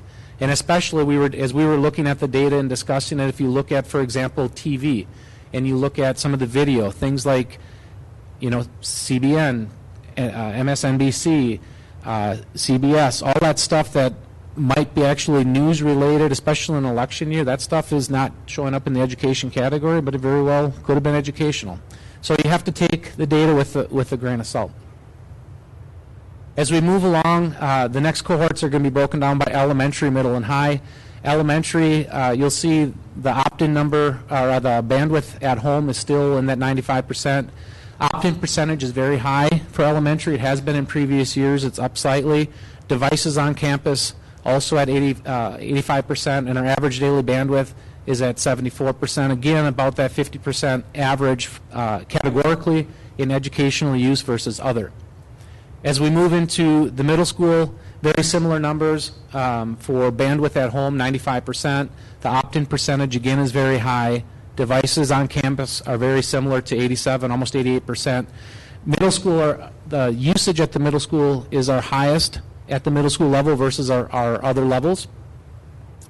At our high school, as we've said in the past, as we get up levels, we also decrease the number of restrictions, right? So some of our filtering isn't as stringent. Access to the app store is there, so it's not surprising in last year as well.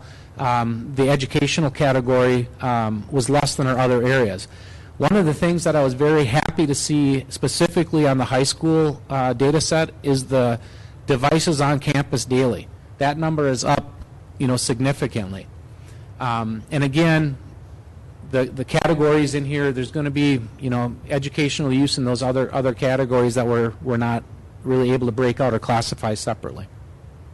So overall insights, 1 to X opt-in has increased. We also introduced the loaner agreement as well. So when you take the opt-in plus the loaner agreement, the number of students that actually have a device is very, very high.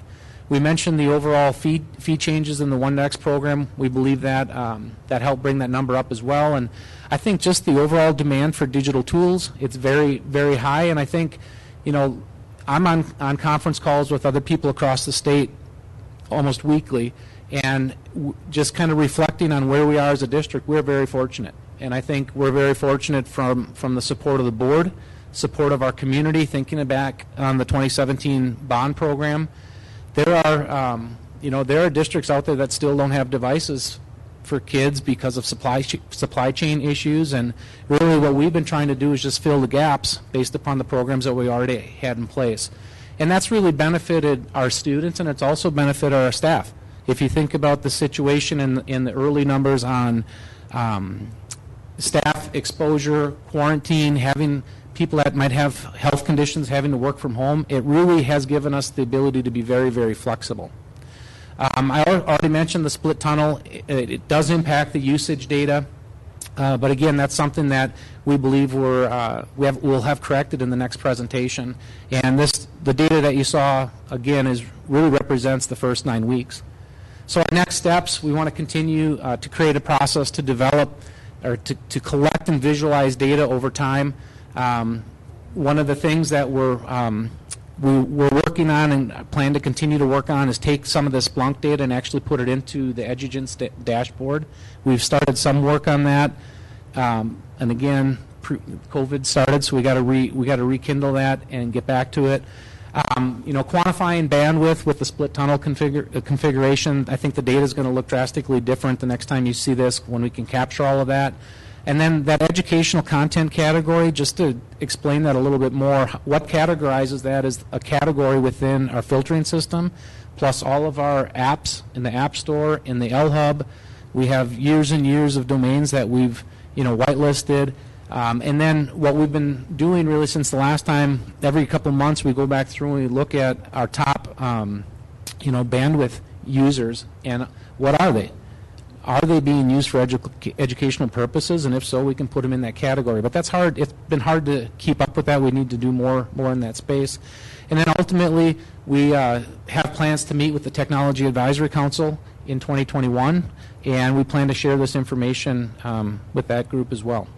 And I guess the last bullet there is that needs to inform our decisions on the next part of our device refresh. We really didn't do much with what I would call year 3.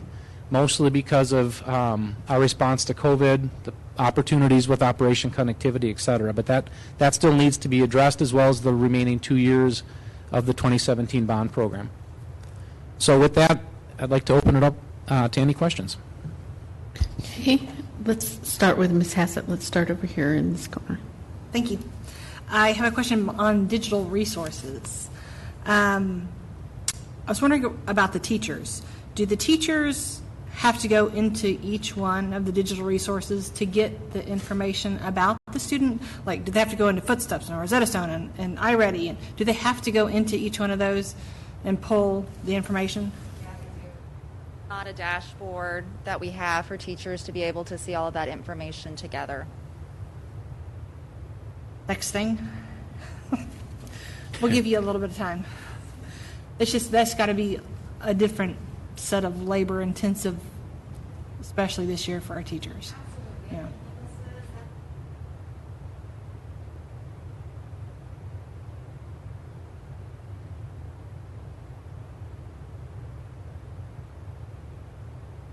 I think the benefit of what you saw with the L-Hub, from a login perspective, once a teacher logs into that site, then they can quickly navigate between those applications, and it's a unified login and password, which has simplified it greatly, where without that it would even be more difficult. Yeah. Agreed. The unified login is essential, and I'm so glad that y'all did that. And I'm grateful for everything that you and your staff have done. You've done a monumental job this year, and we can't thank you enough for not only making sure that our students are learning, but that our teachers are supported as well. One more question.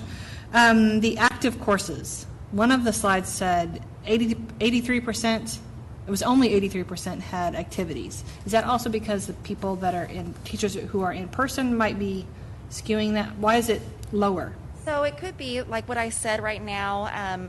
At our kindergarten and third grade, we're not necessarily asking for our students to go in there and do discussions. So it could just be that the teacher has their home screen with the parent communication with a link to their website. So that is one of the reasons for that skewed data. It could also be a course that's been created by teachers to play around as well. You're going to have active people in there, a start date and end date. So that's why that data could be a little skewed. Thank you so much. Ms. Hassan? So just major kudos, Mr. Colbeck, to you and your team. I mean, you guys have worked so hard this year. I can't even imagine what kind of work y'all have. I mean, everyone has, but we couldn't be virtual without you guys. And I know a lot of school districts, in the state have already kind of thrown in the towel on virtual, and we're going strong. And, we really, I think, had we were ahead of the game with our 1-to-X program, for sure. And anyway, just you got your efforts don't go unnoticed. That's for sure. So the only question that I had is, so didn't we order nearly 3,000 hotspots, somewhere in that neighborhood? Yeah, that's a good question. We did. We actually ordered 3,500 through the Texas connectivity program? Yep, and I think here's the challenge on it. When we ordered that, it was back in July, and I think the reality of when I think the state wanted them to be available and come in did not meet what actually happened. And I think looking back at that time to make the decision and what data we go off of to make that decision, I think if we would have had the hotspots when we were starting school the first 3 weeks completely remote, people were calling like crazy asking for access, and we had nothing to give them. And I think that's why you saw, like in Chris's slide with the exterior wireless, the 12,000 unique users. I mean, I was at a couple campuses where parents drove right up to the school, sat out in the parking lot, and connected to those. So I think, and we saw that again even with Griffin closing, phone ringing again, hey, can I get a hotspot? So I think the need is still out there. How the process for that is that campuses make that request and we turn it around and get it to them. But I think it's a matter of, are they able to more kids in person now? So I'm not sure the demand is there like it would have been if the hotspots came in, the first part of August. So do we have, so you say there's like 381 out, was what I wrote down. But, I think, that's out of the 1 million project, which we were participating in a couple of years. I can't remember, Chris, was it? It was 660 something. Yeah. I guess my point is, did we get 3,500? Yeah, we did. And so we're sitting on that's why you're looking for other things correct. to do. And those came in, I think, sometime late October. Mm-hmm. And really, I mean, we're getting requests every day yet. Okay. And as the requests come in, we get them out the door. But I think at some point we're thinking, if the demand isn't going to be there, then let's start looking at how we can use them. For example, Chris gave an example on buses. We have them. Yeah. What would it take to light up all of our fleet of buses? So that's kind of the next phase of what we want to start doing with them. Okay, cool. And Ms. Lasan, we're also trying to track those 12,000 people that went to our sites and logged on to, and see if then we can reach out to them and say, hey, we've got this hotspot. You don't have to drive to a campus to log on to Wi-Fi. And so we're trying some other ways to connect folks to the resource. Are there additional questions on this set? Mr. Miller? Thank you. I'm going to preface, the pretext is you guys have done a great job with establishing stability and, fixing some of the issues we had early on. I'm going to address the presentation. So one, I think generally we've got to get to where the board is seeing a consistent presentation. I mean, different formats, et cetera, and this is a lot of information.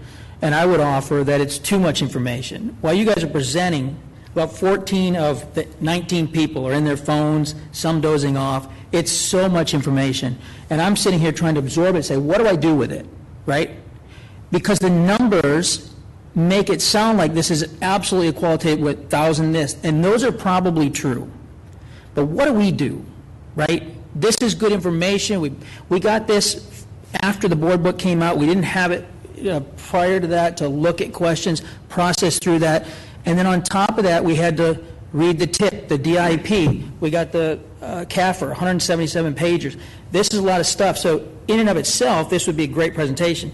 But here we are at 9:15, 9:20. It's a lot of stuff. And here's what I would just offer. And I want to make sure you remember what I said at the beginning, because now everybody's listening, right?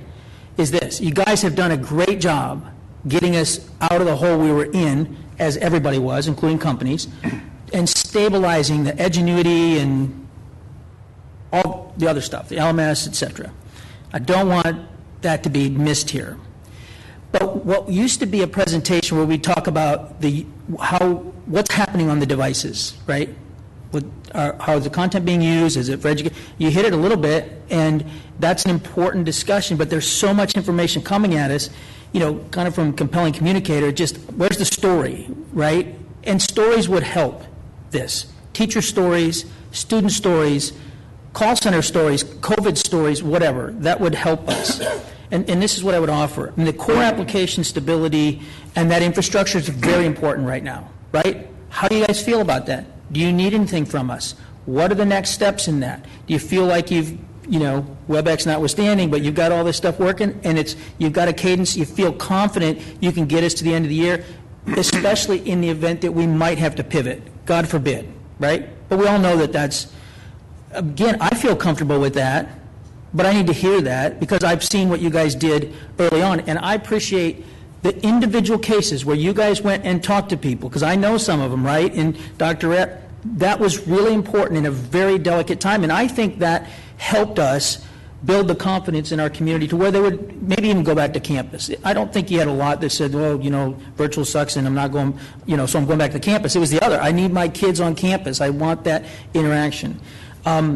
Adoption. You talked about that. That's an important factor for us. It always has been. You guys talked about it, I think maybe last spring or whenever it was, where we talked about the campus adoption, elementary, middle, high school, et cetera. Usage of content, you touched on that, but we've spent a lot of time talking about that at one meeting, as you know, and some of us back to 2014 where we talked about this, and I know I bring it up every time, Brian, so I'm willing to say, okay. The stories I talked about, budget year to date, where are we at? What's going on? Here's what we need. It's not budgeted, whatever. And I would include the bond projects in there. Where are we at with the bond projects? What are we going to do next? What do we need to, what's left on the list? And I think key priorities in 2021. And then put it in the context of instruction, safety and security, right? What do we need to do next? You guys talked about you're going to back off because of utilization of some of those hotspot or not Meals on Wheels, the wireless on wheels, right? That's interesting. It now begs the question: why are they not using it? What changed? Did they go to campus, et cetera? But again, I think some time to process as the board, because it's such a data-rich thing, would be helpful to us in the future. And so that said, I don't want to leave it as critical, but how we can work together to understand the things that we need to understand. And I know that some people like a lot of data, and that'll get in so you got the, dashboard thing, Edgenuity, where is it, right? Did you look around at the board when you said that? A lot of people want to know where that's at, right? So just FYI. But again, phenomenal job to get a level of stability that we're not seeing this on social media, we're not getting calls from parents, et cetera. And I think the community matured, right, in how they do instruction at home, how they balance their life. There were a lot of things there were some technical issues that we had with our partners, but the community's matured. And I think I got everybody's attention. Thank you. This is really important. Because when we have a problem in the future, we need to come back to this and say, do you remember that meeting we had on, what's today, the 14th of December, where we talked about all those things? We're going to go back to that as our baseline, and that's what we're going to not pivot, that's the wrong word. That's what we're going to move forward on. So does that make sense? Do you guys have any questions? No way. I do. Kevin? Well, and so, Mr. Miller, we'll be more than happy to lessen the amount of data we collect. We sort of felt remiss that it had been longer than we expected to report this to y'all. So that's, and we wrote in board letters several times, thanks to Brian, the quandary that we're facing because of the split tunnel. So we absolutely want to provide a clearer picture of the data on usage, as far as exactly how, but as we explained, we can't do it right now until we rework this. If you want less data, I promise you, those folks are working hard to collect all that data. Well, I don't know that everyone wants less data. I don't agree with all of your comments, Mr. Miller, and I think that if you do have something to say, it'd be nicer to say it to Mr. Colbeck privately later on, because, you know, and I thought their presentation was fine. I just want to go on record. You're saying everybody's bored. No, you know? We know it's a lot of stuff, and we know tonight's a long night because there's a lot of reports, and there's an important report still to come with the CAFR and so on, so I apologize but it is the end of the year. We're trying to wrap some bows around some things, and we felt remiss. We wanted to present this presentation last month, but we didn't have all the data to where we could, and so we wanted to get it out there in front of you to where then we could bring it back when we have the next set of data. But yeah, I'm not suggesting you don't collect any different data. I mean, you guys got to collect the data that you need to run the district. I'm saying that it's overwhelming amount of data for us, so I'm just offering that it's there. You know, how do we receive it in a meaningful way so that we can do something, right? As you guys know, this is no secret. I don't like presentations that are just there to meet, you know, the state requirement, et cetera. And I think this is one. It's such a key part of what we do. And again, you guys have really stepped up to the plate. I mean, I can't even remember the last time we've talked about ingenuity. I'm assuming it's working pretty well. I mean, we see some alerts here and there, but pretty stable. And so I think it's great progress. I'm just talking about how we take this and, you know, apply it. And I think stories are helpful. So. Thank you, Ms. Miller. Ms. Prosnick, I think you have something. Yes. I appreciate the presentation. I think I will piggyback a little bit on what Mr. Miller says, and some of it is timing in that it felt like you saved everything from the spring to put into this for the first 9 weeks. And perhaps in the way you broke it up in your presentation, perhaps if we could have had a workshop, if we'd had connectivity at a workshop and then had another presentation on the learning platforms and things like that, I think then there can be some more meaningful and deeper discussion with the board, because it is a lot to take in, because it is like your entire department, and your entire department touches every student and every staff member of this district. And I greatly appreciate the work. To Mr. Miller's point, I agree. I really appreciate the work. I do have a question about Seesaw, which is that a new LMS, or is that something that we have had for a while in the district? No, and we call it an LMS for pre-K, but if you're really comparing it to other learning management systems, it's not. It's a way for us to get our families involved with what their children are doing, and a way for our students to show their teachers what they're doing as well. But this is the first year that we have adopted it for pre-K. Was it previously used at elementary? So at Seesaw, there are some elementaries who are using or who have used the free version in the past. It was not district supported in the past. Okay, so now we're going to go down a little rabbit hole for me. So when you say it wasn't district supported, what does that mean? Does that mean just one campus was using it, for example? And so then how does that reflect to the data that we receive? Yeah, so it's like any instructional resource. We do not mandate everything that our teachers are using. A lot of them come from different districts or go to a conference and figure it out. It's not supported as a single sign-on. We actually have had some of our ITFs who are Seesaw ambassadors now, but it's not like we are doing specific professional learning for this instructional resource. So it's a self-directed kind of instructional resource. Okay. I'm not going to go down any more rabbit holes, I promise. Are there any additional, Ms. Cox?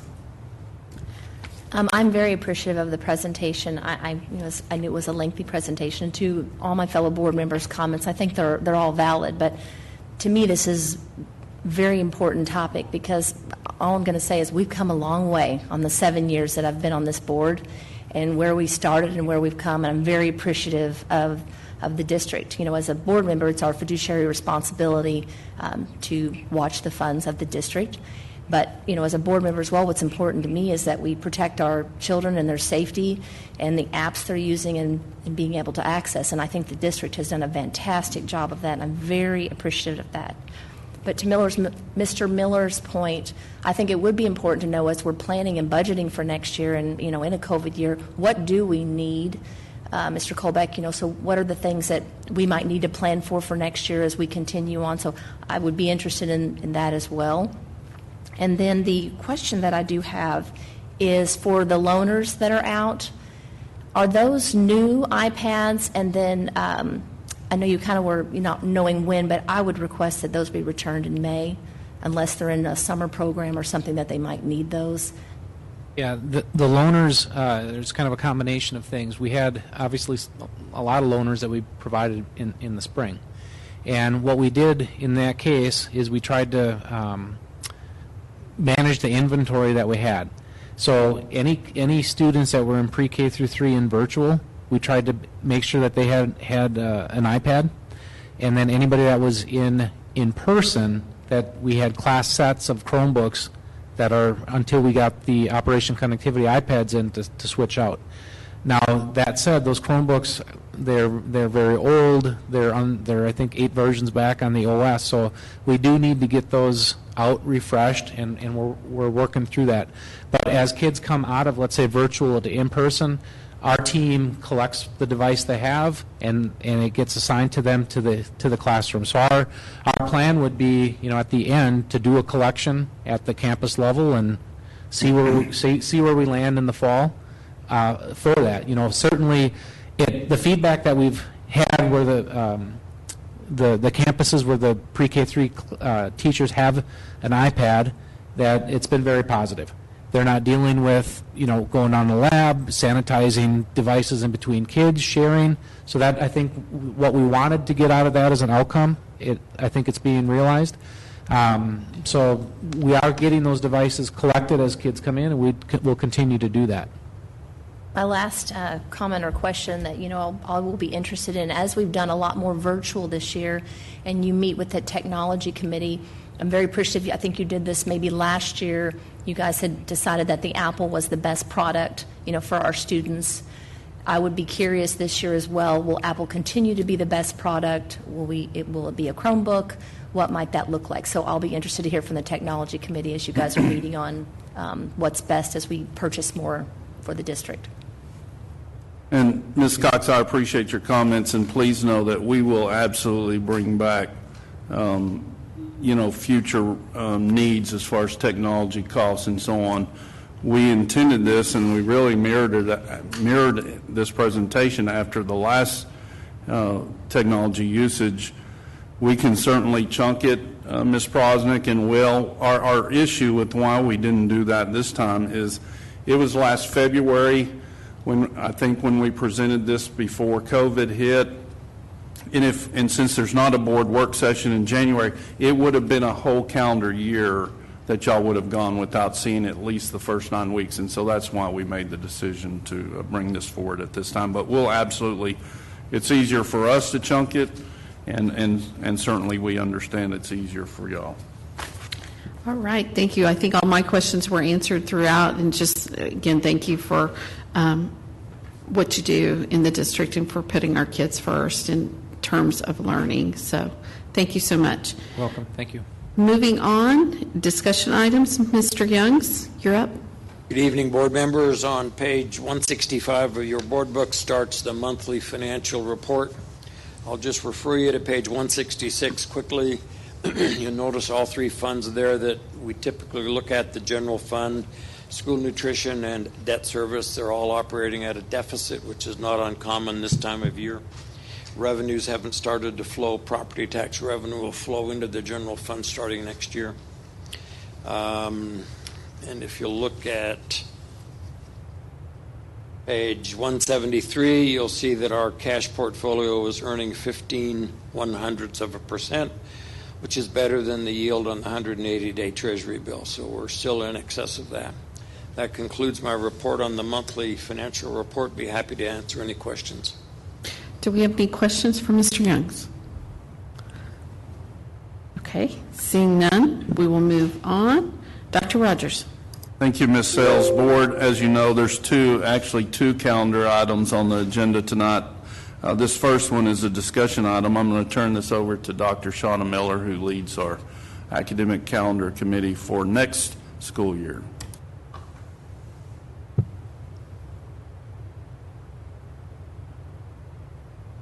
Great, good evening. So we're going to talk about next year's calendar first. So we started on that last board meeting. So we have in your board book two different options that the committee came up with that we're going to look at. So reminders that committee met in October. They used feedback from y'all and other groups in order to construct. They actually constructed 8 different options for us to look at, and then they narrowed it down to 2 based on all the different things for us to consider. I did want to just bring back banked minutes before we talk about the calendar for next year. We know that in 2017 that they switched it over. It became 2018-19 is when it was mandated you had to do that. So we went from days to minutes. Whenever that law passed, you had to have those certain amount of minutes, and you had to make sure whatever happened, including bad weather, but whatever happened, electricity went out and you had to shut down, there was a tornado, whatever, that you had enough minutes. So it was recommended, and we practice that there are 2 bad weather days built into our calendar, but the state doesn't care if they're called bad weather. They just want to make sure you either have the minutes or you have to tack on your days at the end of school. So just to clarify for that. So if you look at the 2 different options that the committee voted on, and these 2 out of the 8 were unanimous, like they were way ahead of all the others. So they do, both of them start on a Wednesday, and they're actually the same week. We did work on a calendar that happened the week after, but we could not get everything in before the semester break. We tried to get them to have different calendar, but so both of them in before break. The semesters are really balanced this year. They did a really good job on that. Spring break is actually the same week because of how the semesters fall. We tried to make one of the spring breaks earlier or later, but it kind of made our semesters wonky, our 9 weeks wonky, and one of them you went on break and then came back and finished the 9 weeks, and the students were like, please don't do that to us. So that's how that ended up like that. We tried some different options. These calendars are built on if we are at our 4:35 school day, and they both meet all the requirements for our minutes. Okay, the real difference between the 2 is where you put the professional learning day in.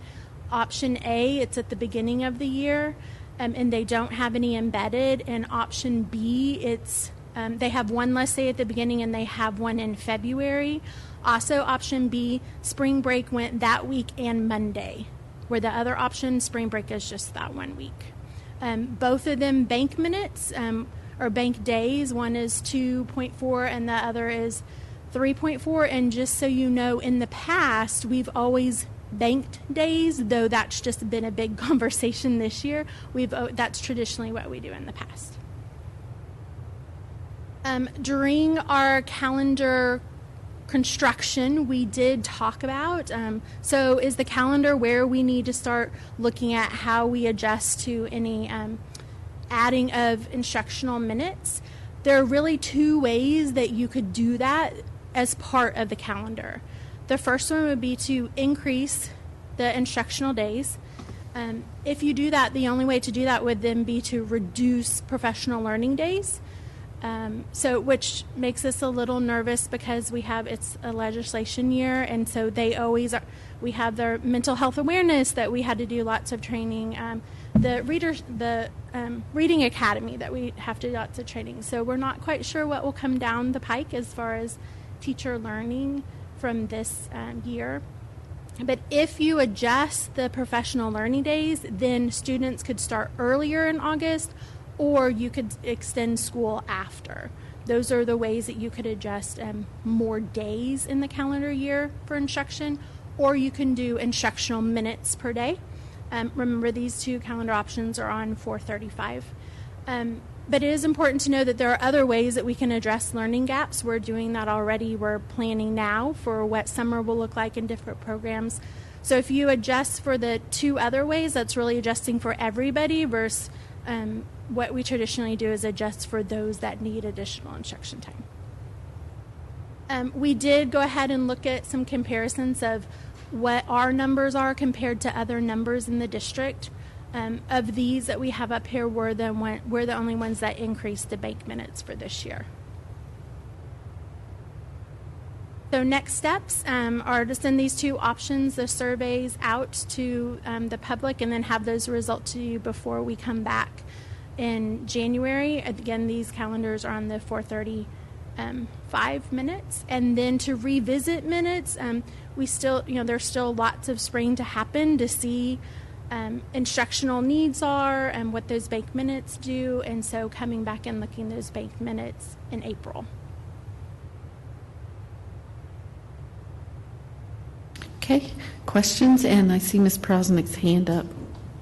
I understand what 435 minutes a day is, but I guarantee you most parents just want to know when school starts and when it ends. And so I would ask that when we send the calendar out, we say exactly what those school hours are going to be for elementary, middle, and high. I think it would be helpful. I think it would stop a lot of people from calling and asking, are we going an extra 25 minutes this day? When the survey goes out? When the survey goes out. When the survey goes out, so that there is not, and they don't think that there's a difference between the calendars, and that, for example, one survey is a longer day or not a longer day. But otherwise, really good work. I'm really interested in the longer spring break. Interesting. Mr. Miller? Ms. Hassett? Thank you for all your work. The question I had was, do you yet know a teacher opinion on that professional learning day and whether they like it on A or B better? Well, we have teachers on our committee and also on the district advisory council. They go, so are you talking 5 days at the beginning or 4 days at the beginning and embedded? And then the one in February? That's embedded, yeah. It's really all over the board. Okay. Some are wrong. Really, it's good to have it where it's ongoing professional learning, but also people like to have breaks and have it up front so that they can plan. So it's kind of split of which one. We did kind of consensus that at least 4 would be beneficial at the beginning, so that's why some put 4 and one put 5. Mr. Miller? Thank you, Dr. Miller. So this year, as we prepare to do this, I'm interested in the discussions that took place about the need for remediation and recovery. I think we all know it's a national story that we're going to need it. So a calendar that assumes the same number of instructional minutes, the same number of days, et cetera, would seem on the surface to not be sufficient to do that. And I know we look at 9 weeks, and first 9 weeks, second 9 weeks, but it would just seem that a logical conclusion would be that a calendar next year that fits within those parameters is not sufficient. We're going to have a significant amount of recovery that takes place over the summer because we know we're already dealing with it. So what discussions took place around that? And if none, do we have an ability to have an asterisk on this calendar, or unless or until the board changes it, meaning that we would change it based on academic performance, some measure of academic performance. So how do we, just maybe give me some background on that. Dr. Miller, real quick, if I could on that one. I think the asterisk for the comment was revisiting those minutes again in April, that right now it would be premature because we're still going to need to determine what summer learning is going to look like for our learners, what that recovery looks like, and whenever you are looking at those options, you are eating in a little bit into the ability to utilize summer to have recovery of learning. So the asterisk would be to revisit that in April with the number of minutes. And I'll leave that to Dr. Rogers. Well, and it could be a hybrid of that too, Mr. Miller. It could be you don't take all the minutes away that you added, and then you also have summer learning. So, and we can absolutely, if y'all want to tell us, I mean, hey, we're going to stick with 435 or we're going to stick with 460 tonight. We had just previously talked about revisiting that a little later to where we could have a better idea, which would be a little problematic then if when we put the survey out and then people vote on something and then they think, okay, for sure 435's going to be the answer, and then we have to circle around and change it. So Yeah. Anyway, we're open to suggestions from the board on how to handle that. You're totally right as far as the issues that we face as far as trying to figure out, do we need to add minutes of instruction for all students or try to then do it focused on those we know have those gaps? That was the conversation we had with the calendar committee, was on if we add more student, there's very little wiggle room on adding more instructional days. But if we do it through the calendar, we're impacting every single student, versus if we do it through intervention programs, then we're targeting those and can be more specific. If you add it for every single student, then you don't have as much customization on the intervention part. And so the calendar kind of talk with, okay, are we looking at we need every single student to have addition, and so that's the conversation that we have with them. Yeah, I appreciate that, and I'm not even suggesting 435. I'm just more curious about the discussion that was had and then the ongoing discussion. I mean, we already know there's going to be a problem. We explored heavily additional extending the school year for certain campuses. That probably is not going to happen because of the parental or campus inputs. But there's a methodology here that is embraced somewhere within education, that there's value for certain learners. Now, what we did was we pivoted to campus level focus, and maybe it needs to be certain types of learners, or maybe it needs to be across the board. But if the science says that extending the school year for certain students matters, then it would seem to be that extending the school year, and I know this is highly unpopular, so I'll probably get shot for it, would be valuable in the following year from a pandemic, assuming that things stabilize. That we should be considering not within not typical paradigms of 9 weeks, a semester, a 2-week spring break, a Christmas break.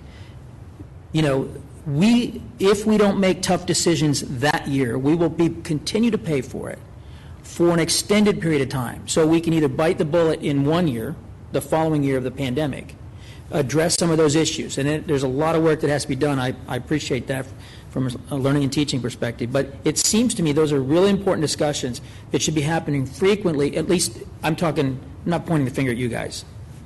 That we're having discussions on how best to address this with our community. And if we let traditional paradigms of a calendar influence us, we will probably not make the strides we need to next year in getting back on track. Would be my opinion. It's not based on science, which I know you base things on science. Yes, science and data. But so if you address it through building of a calendar, there's only a few days of wiggle room, which 2 or 3 days of additional instruction days don't make as big of an impact than if you were to have a program that was ongoing multiple times a week, a month, that kind of thing. So those are the conversations we are having when we're building. Great. And I would agree with you. That's why if we think about Memorial Day as a natural cutoff, that's probably not the right thing to do. If we think about 2-week spring break, Christmas, that's probably not again, at least from a discussion perspective. Because what we're looking at here is what is happening to our learners and our teachers. And it just seems that we're putting forward a calendar, which I understand, that is based on traditional paradigms, right? And I would offer that maybe that wouldn't get us to where we need to be. Now, you guys have to tell us if that calendar gets us to the recovery we need to. So we're not doing this for 2 to 3 years. But that's, you guys would have to tell us that. And I think that's why, Mr. Miller, we had said that we probably need to circle back around to April to actually land on, because we can't tell you that answer yet. I think it's sort of pick your poison.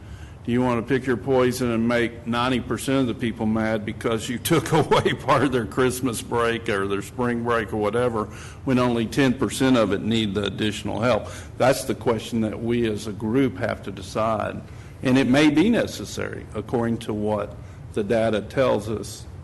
We just can't tell you that in December for next year, and which is why we had asked for some additional time. So I'm going to circle back to my original comment then, which is, if the way, to Mr. Miller's point, which is why we're all here, right, is to make sure children get educated, and this has certainly been an odd year. If that is the way that we can build in the calendar the interventions and the instructional minutes that are also provided along with transportation and things along those lines that are important to our families, then I think that needs to be stated. I think what I find family members get most upset about is being told one thing and then something, and then it's like a bait and switch. So if when we put this calendar out, we can say, currently we're looking at a 435-minute. In April, we could be, these are still going to be the days, right? But that we could be looking at a longer day, and it may only be, I don't even pretend to know what it could be. I mean, it could be what we're doing now. I'm slightly doubtful it'll be that much longer. But that's, I just think that transparency up front will garner us a lot less anguish in April if those decisions need to be made. And I guess that's all I'm asking for. You had said that it was based on a 435-minute, and so I kind of forgot about April. And so I'm hoping for June right now. So I just think that would be transparent, so that when parents do look at choosing calendar for their choice, and staff, that we're not locking into one or the other. Yeah, I think that's a fair request, Ms. Prosnick, and we'll absolutely add that caveat to the surveys to make it clear that the number of minutes per day could change if the needs are determined to do that. And I would just, say for parents that we probably, as a part of that caveat, need to tell them that a final decision will be made on that sometime by late April of this school year, where they can plan and staff can plan. So we'll absolutely add that.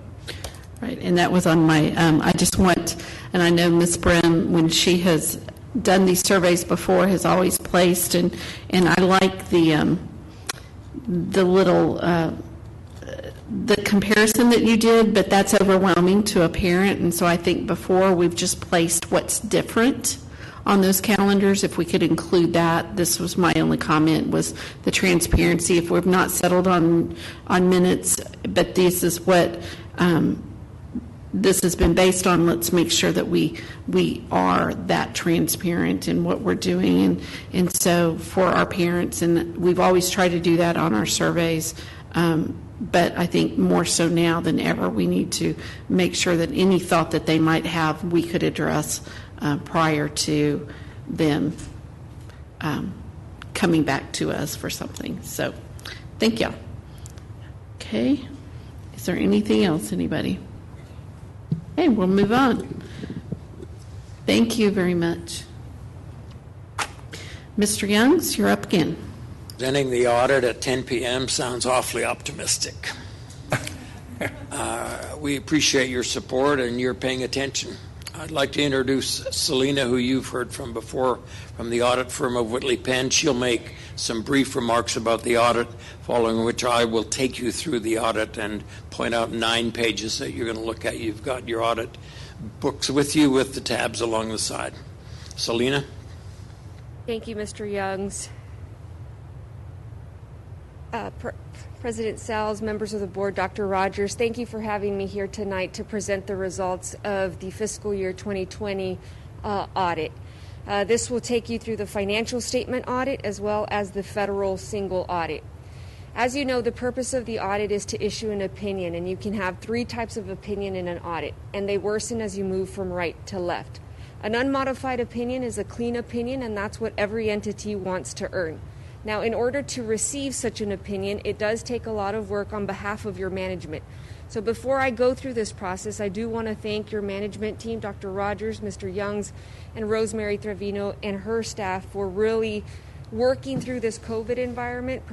Rosemary was already excellent at providing us all of the information we needed, but they really adapted to the COVID environment to allow us to come on site when needed or provide us things digitally through our portal. Our audit began with planning and risk assessment early in the spring. That not only covered the financial statement areas, internal controls, but also your federal programs. As you know, in June, the Texas Education Agency provided you with CARES Act through the federal funds that was flowed through the Texas Education Agency. So that was added towards the end of the audit because of that new legislation. As part of our audit, as you're aware, we do evaluate internal controls, key controls that we'll go over here in a bit, all in an effort to reduce our risk of material misstatement. After August 31st comes about, the district closes its books. We wait about 30 to 45 days to come back on site. We start corroborating, vouching, and confirming the information presented to us. And those figures are presented in that large document, management's figures that we audit, and Mr. Youngs will go through that with you. And again, this entire process allows us to issue an opinion. The key controls that we cover, the first 5 here, is where all the expenditures occur. That's where all the disbursements, or how all the disbursements are generated. Information technology feeds all of the areas presented here, so we do also evaluate those significant controls as they relate to financial reporting. We're also looking at significant revenue sources, wherever cash is collected on site, attendance changes, and then the overall financial close and reporting. I am pleased to report that again, Lewisville ISD has earned a clean or unmodified opinion over the financial statements, as well as there are no financial statement findings to report or any non-compliance in accordance with government auditing standards. The district did spend $34.6 million in federal funds. Once an entity spends over $750,000, you're subject to a federal single audit, and we're required to perform a risk assessment and select certain programs for testing. This year, we selected the special education cluster, Title IV Part A, Title II Part A, and as I alluded to earlier, also the CARES Act, which is your ESSER, the Elementary Secondary School Emergency Relief Fund. As was mentioned earlier tonight, there's additional federal funding that will come to you in 2021, the Corona Relief Funds, and other funding that may be made available between now and later on this year. You have earned an unmodified opinion over each major federal program, and in addition to the financial statement internal controls, we're required to evaluate the controls over compliance, and again, no findings here, nor any question cost or compliance findings. Required communications involve estimates and accounting policies. As we're evaluating the verbiage that's included in your comprehensive annual financial report, and also the estimates, as auditors, we like to vouch and look at a piece of paper, but there are estimates included in your financial statements. The largest estimate are your net pension and OPEB liabilities. Those have to do with your proportionate share that the state determines based on the actuaries that they use. You have no control over that figure. Based on the contributions, your percentage or your proportionate share of that liability is reflected on your financial statements. You will notice, as Mr. Youngs goes through that is on the government-wide financial statements. It's not in your general fund. It's not in any of your governmental funds. So there's nothing to worry about. It doesn't represent a liability like accounts payable or even your bonds payable. It's not a check you'll have to write. You also have state aid. Average daily attendance does feed into those figures as well. There's also an inverse relationship between average daily state aid and property taxes. But again, we do look at average daily attendance since it is a significant input into that calculation. The useful lives of capital assets feeds into the depreciation expense, and then any allowance for uncollectible taxes is also important to us. If we had any difficulties with management or any disagreements, we'd be required to report those to you here tonight, but I'm pleased to report we did not have any. We didn't have any uncorrected misstatements, nor did we propose any adjustments. When we come on site, that's something really special about Lewisville ISD. We have very limited things that we have to send back. The information, when it comes to us, it's pretty clean. Rosemary is working through these figures throughout the year. So when we get it, the information is pretty spotless. The last piece of information that we received was the management representation letter, and management is asserting to us that they have not withheld any information from us in order for us to perform our audit, and they've disclosed all information that we needed to know that would affect the financial statements, things that are direct and material to the figures presented in the comprehensive financial report. If there were any consultation with any other auditors, as far as opinion shopping, we'd be required to report those. We're not aware that such consultations have occurred. Any major issues or things that come up, I know that we received a lot of questions regarding the CARES Act. The information was coming from every direction rather quickly. But it's important to note that our response to any of the questions asked is not contingent on our retention. If the answer is no, the answer is no. And I appreciate your management team because they accept a no and they want to do what's right. Other observations have to do with the spending on special allotments for career and technology and state comp ed. I work with school districts across the state from as far west as El Paso, as far east as Beaumont, down in the Houston area, and here in DFW. Many school districts have had trouble spending one or more of the special allotments. It doesn't mean that you're going to lose funding, but it just means is you have to budget next year to continue to spend that. House Bill 3 brought on new allotments, especially early education allotment. And a lot of the purposes of the early education allotment can also mirror that of state comp ed. So some districts had struggled. What bucket do we put these expenditures in? But your management team is already on it, and will be planning to make up the difference in 2021 going forward. Attendance changes we evaluated as well. There was some documentation. Observations that we made and recommendations, nothing of significance, nothing to worry about. If it was anything for you to worry about, it be in the single audit report. That is all that I had for you here today, and I know Mr. Youngs will take you through the actual figures that we audited. Questions for me? Ms. Prosnick?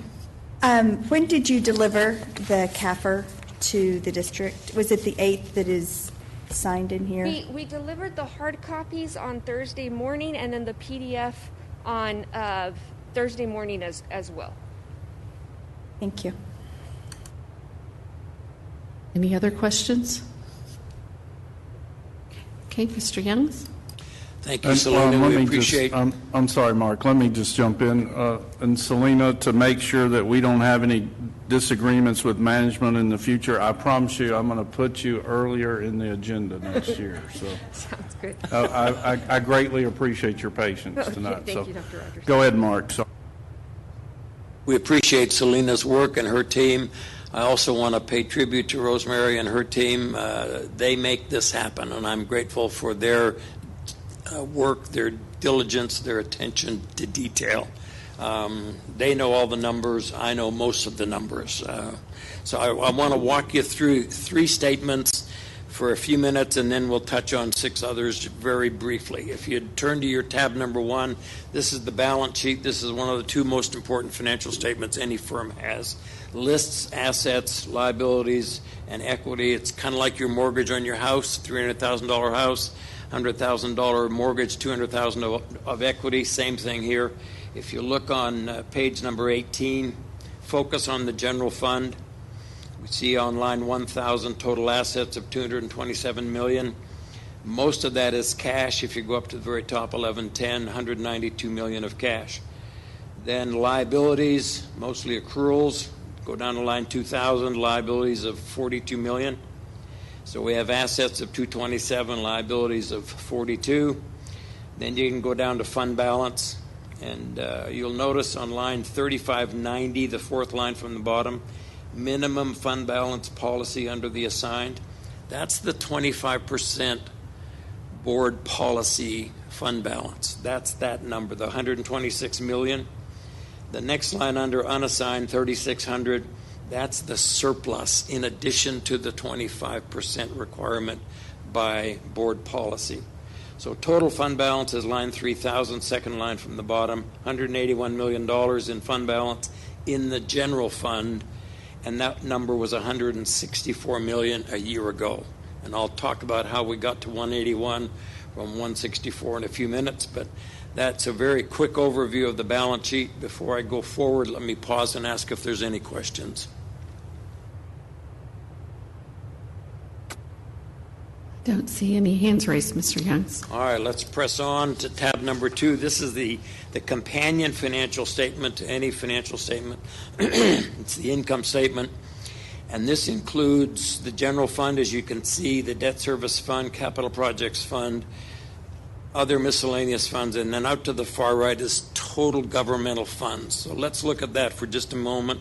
Out to the far upper right-hand corner, 3 kinds of revenue, total revenue, $716 million. So we are a $716 million business. Now let me draw your eye back to the left again to the column marked general fund. School districts in Texas have 3 kinds of revenue, local, state, and federal. Local in the general fund is your M&O tax at work. That's the M&O tax working against the property values in the district. That creates that revenue of $425 million. State money, 66, almost 67 million. Some federal money of 8.9 million. So 3 kinds of money. 85% of our revenue last year came locally from property taxpayers. That is not inconsistent with what most property wealthy districts look like. We still get 13% of our money from the state, 2% from the feds. The federal revenue is largely SHARS, which is federal reimbursement of special ed services we deliver to Medicaid eligible children. We get some impact aid money from the feds as well. So total revenue in the general fund is $500 million. In the state of Texas, we spend it according to functions, and that's those numbers down the left, 11, 12, 13. So 11, 12, and 13, if you put those 3 together, that is money spent right in the classroom. And I've added the 3 together, the 285, the 6, and the 2. That is 58% of our money spent in 11, 12, and 13. That's money spent in the classroom. Then if you go down to 23 and 31, 23 is school leadership. That is principals, assistant principals, and their clerical support on campus. Number 31 is guidance and counseling. Between those 2, they add another 11%. So 11% plus the 58% spent in the classroom, we're spending 69% of our money on campus and 58% of it in the classroom. Now, if you go down the page, down to line 34, student transportation, it says we spent $40 million. If you want to take your pencil out and write $28 million on that line, that's the amount inside of that $40 million that we spent on new buses. Then down to line 36, extracurricular. Some critics of public ed like to say we spend too much money on football. Line 36 is all of athletics, boys and girls, and all of fine arts, boys and girls, and we spend 2%. And I would argue that those are some of the best spent dollars in the entire school district. Some critics of public ed also say we spend too much on high-priced overhead. Line 41 is general admin. It's 2%. Go down to line 71, 72. That shows up in the next column over the debt service column. We paid principal and interest. We did our debt service like normal last year. Then line 91. It says purchase of water. I'll translate that. That's recapture. Now, that number is only $14 million in fiscal 20. The year before it was $30 million. The year we're in right now, 2021, it's going to be $32 million. So House Bill 3 dropped it in 1920, and that's all it did. It helped for 1 year.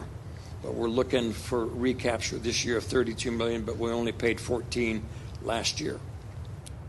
Down to line 6030, total expenditures in the general fund is 506. You'll remember we had 500 in revenue.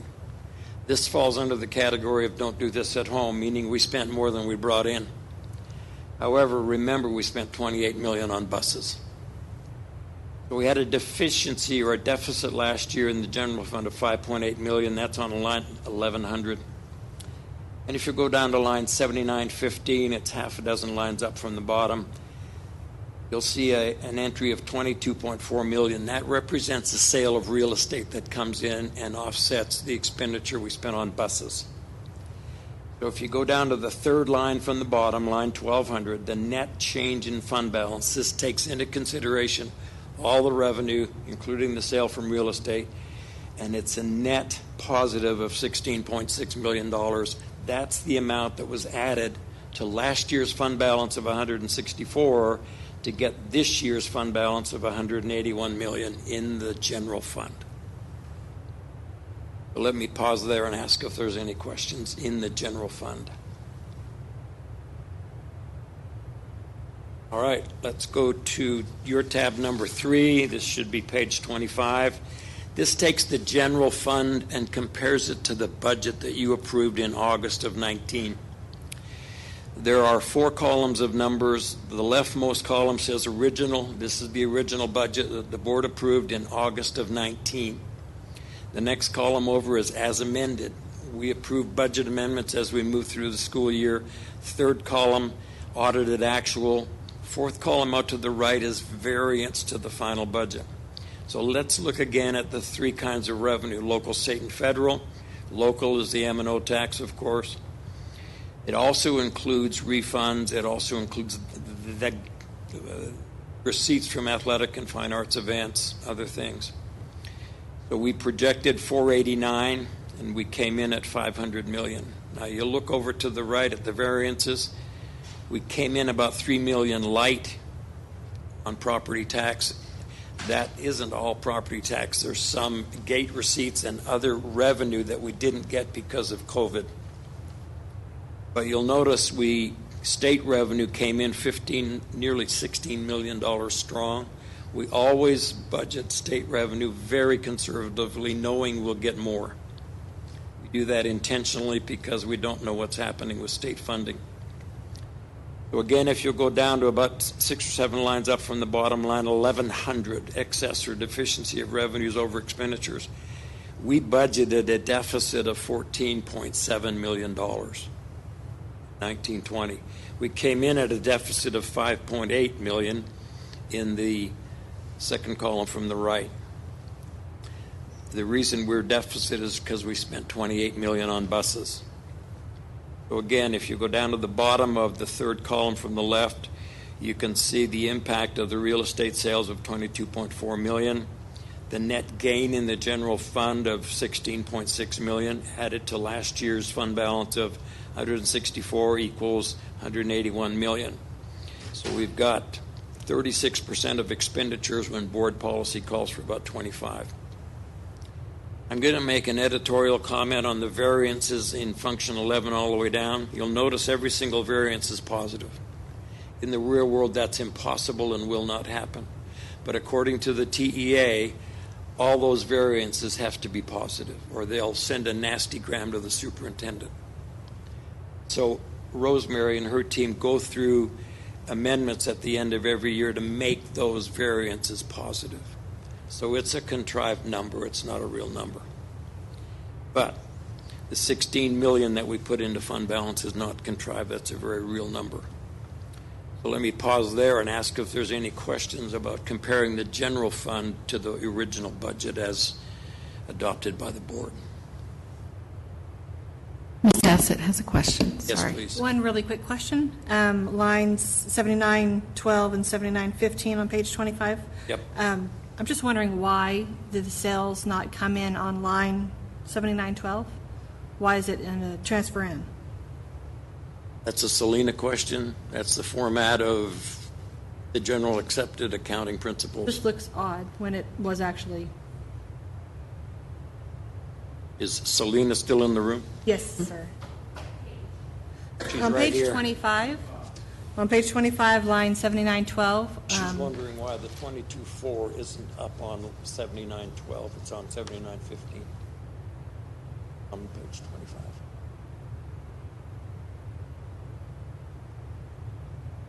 25. So the transfer came in from the capital projects fund.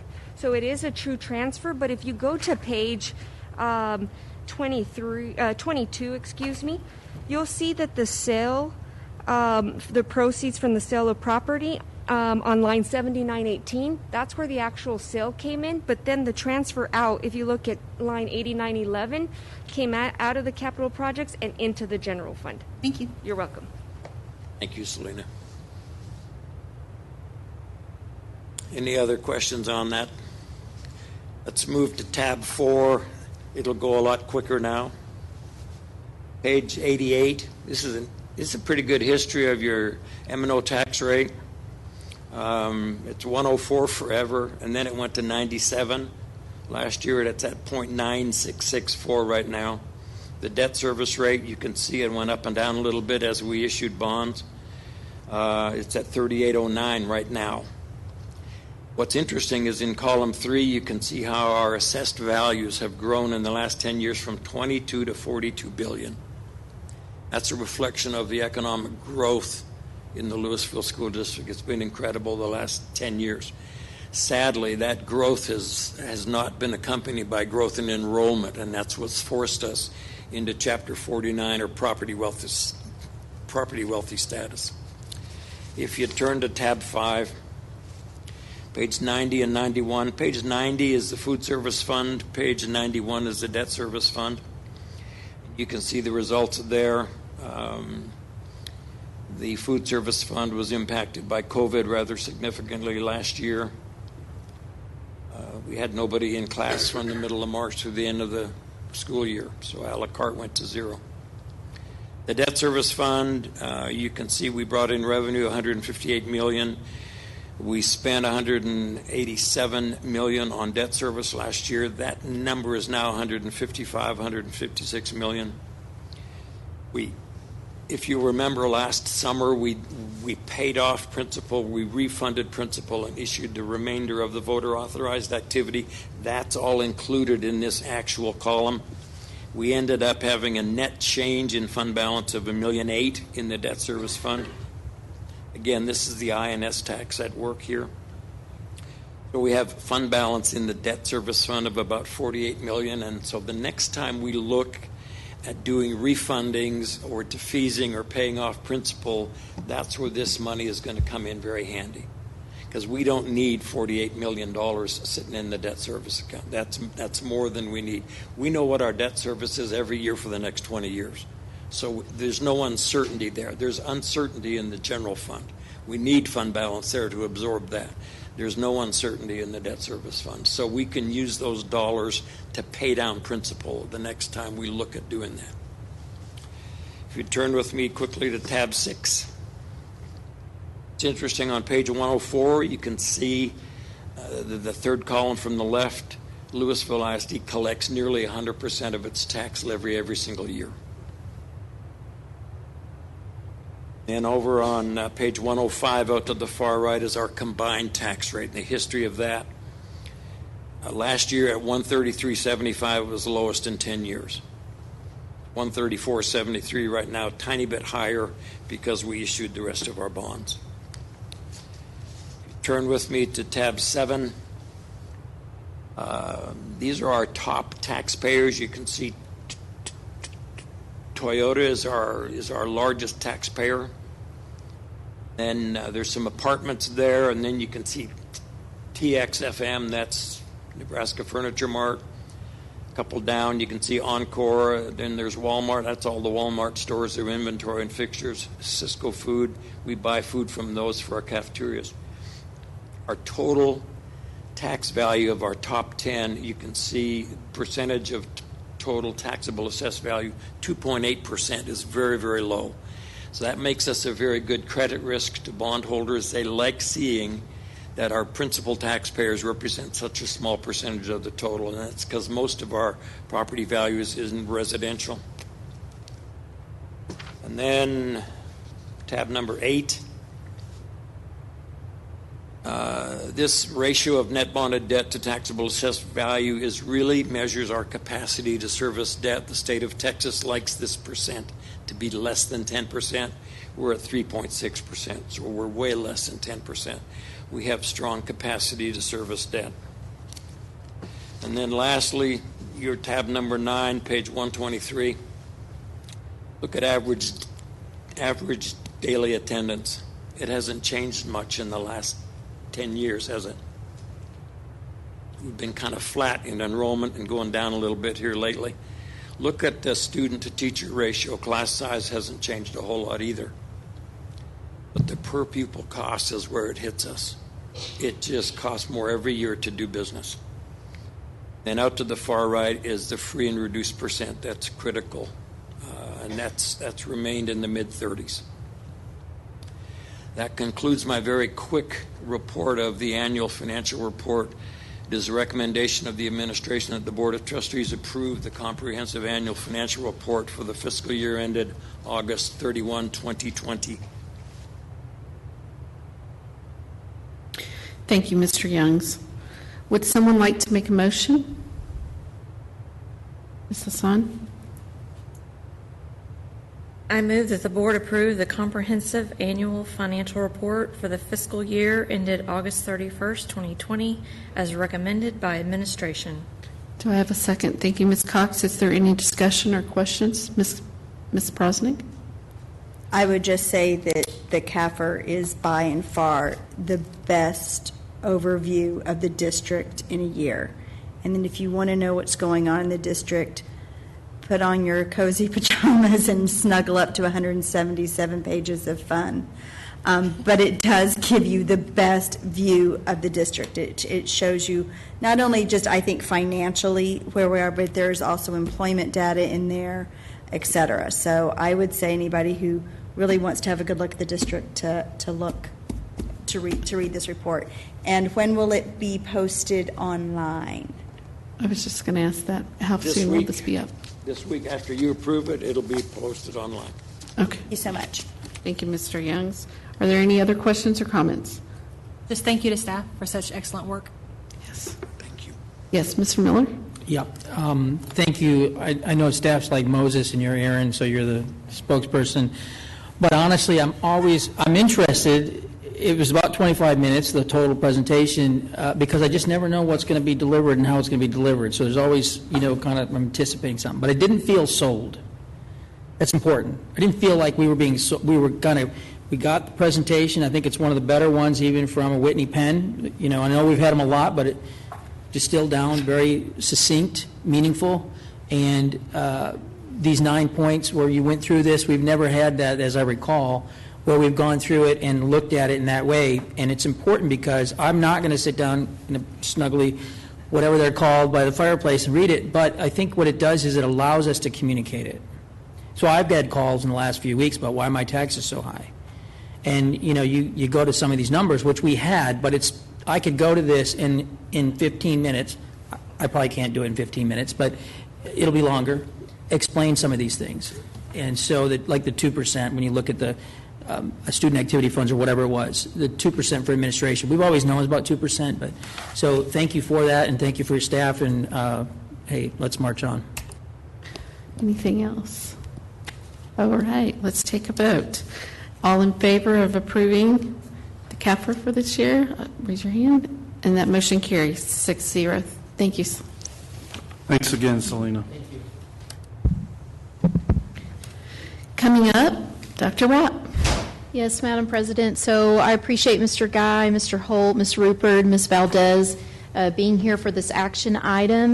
Should there be any more questions about the targeted improvement plans, they are happy to answer those questions. They're working hard on their data collection pieces. We owe you some follow-up data about grades between virtual and in-person. Your board dashboard will be updated at the third 9 weeks, but it does not distinguish between virtual and in-person. And then we'll owe you the elementary data as well. But I know they would be happy to answer any questions you may still need to ask at this time. Do you want to go ahead and ask questions first yeah, go ahead. First, I want to say that I appreciate all the work that's being done on the campus. I think that target improvement plans are difficult in a regular school year. I think doing them in a COVID year is quite a Herculean task. And I really appreciate especially some of the things that I've just seen and heard out in the community in regards to these campuses. So I greatly appreciate it. My question is actually probably more for you, Dr. Rapp, and I'm going to ask you to look in your crystal ball. Okay. And tell me, what does this mean in regards to TEA? They have waived they've waived grading, and that is what the tip is based on. So I'm just curious what that means for these campuses. Are we going to be here next year because we're at a hold steady? I mean, what does that mean for students and staff? Well, and I wish we knew a little more, but I definitely appreciate the question, because when that news broke last week, we were all as well, surprised and not for sure what it means. Based on what they did this year, you would just surmise that they'll put us all in a holding pattern and continue another round of targeted improvement plans. These are not the only plans we have to work on. To your point, they also make you write plans for all the schools that have D in a domain, and they haven't changed any of that. And so I think at this time we would anticipate a continued holding pattern with more work to come next school year, but they're going to have to get clear for all of us, I would hope, before school ends about what that might look like. And we will absolutely keep you updated as we know. I appreciate that question. Thank you.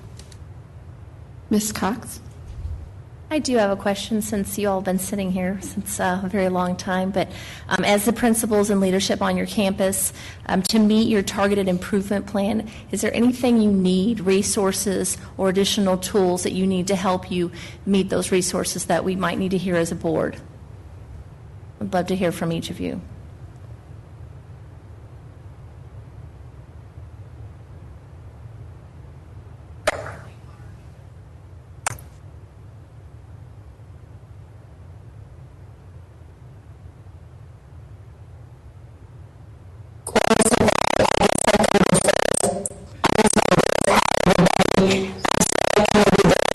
In person, but I've been listening to all of the great information today.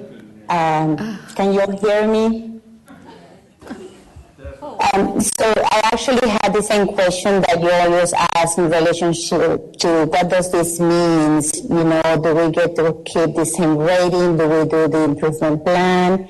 But at the end of the day, everything that we put on that improvement plan, regardless of TA, is really called best practices. So when you say what do we need from you, we've been talking a lot with our leadership as far as how to build capacity in our teachers. So that for sure will be something that I would love to follow the conversations with our leadership around how to build capacity with our teachers to improve instruction, how to support our teachers in that area. Okay. Do you want to continue on? Stella, go ahead and finish.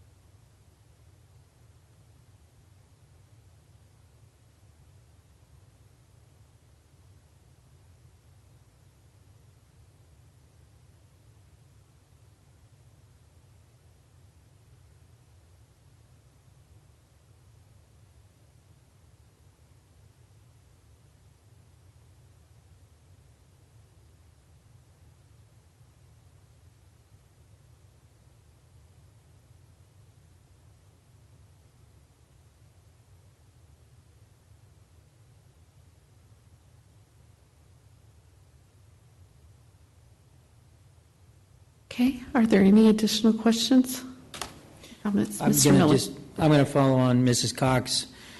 I think we always ask in these, and prior to any of you being in those roles or your campuses, what can we do? I think you know, as do we, there are two positions that the commissioner targets in these. It's you guys and it's us. It's not anywhere in between. Now, they're important, don't get me wrong, but we know what his objective is. And we become targets in this. And so that's why it's even more important with what we've seen him do in the last 2 years, that if there's anything we can do to help. So we always offer this, and there's a lot of work that's done between us and you guys, and we don't get a lot of requests to do things. I think we all would, everybody's nodding their head, what can we do? Do we need to be out at your campuses? Do we need to help you guys? Do we need to mentor? I mean, Mr. Guy, I know it's been difficult this year for us, and Ms. Valdez is the same for those of us who volunteered at those campuses, but if there's anything, you know, what I fear is that we will go into the data collection phase of this, and what will happen is we won't know much until you collect that data, and we could get lulled into, all of us, thinking that because the state is not going to use STAR scores to designate campus performance, that gives us some relief. As I explained to Dr. Rapp earlier, I don't think that gives us relief. I think that it'll be used against us for whatever reason, which is why I'm so interested in the recovery. So whatever we can do to help, that's not just a, you know, kind of, hey, we offered. Really, whatever you guys need, we're in this with you. And I mean, again, look around the state and see what's going on with school boards. We are in this with you. And it's important for our students more than anything, more than us, right? And I know you guys feel that, and for your staff. We get the pressure. We're not there every day, but we're whatever we can do to help you guys.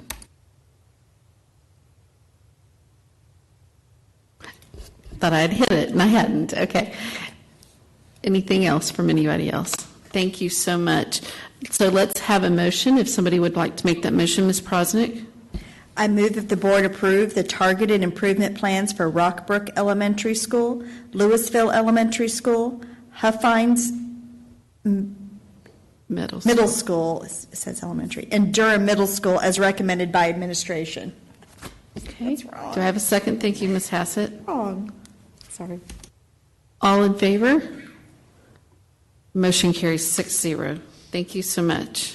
Thank you, Dr. And Ms. Sells, let me just say, first off, I appreciate the sentiment of the board, and I appreciate our principals staying with us this late. And, you know, the system with COVID hitting has really put them in even a worse bind because of the decisions by TEA, and I'm glad that they're not, you know, using the A to F grading system, but it prolongs their misery that they can't get out of the cycle for a longer period of time. And so just greatly appreciate their efforts and their due diligence and work on these tasks. Thank you for those comments, Dr. Rogers. So moving on in the agenda, Dr. Rapp, you're up again. Yes, so this is bringing back before you, as we promised, the change needed to EIC local from the conversation about renaming our pre-AP courses to honors, and that was highlighted for you all in yellow. Appreciate Ms. Bay, her support on this immediate change. Do we have any comments or questions before we make the motion? Okay, so would someone, Mr. Miller? Just because it's going to cover another one, just thought for consideration as we have our new general counsel here. As I went through this, if we could have, for clarity, a parenthetical, what this, when we say the item is DBC local, DBA, whatever it is, right, that we just have a parenthesis so that the public can see it and say, oh, that's, you know, we're changing this or we're changing hiring.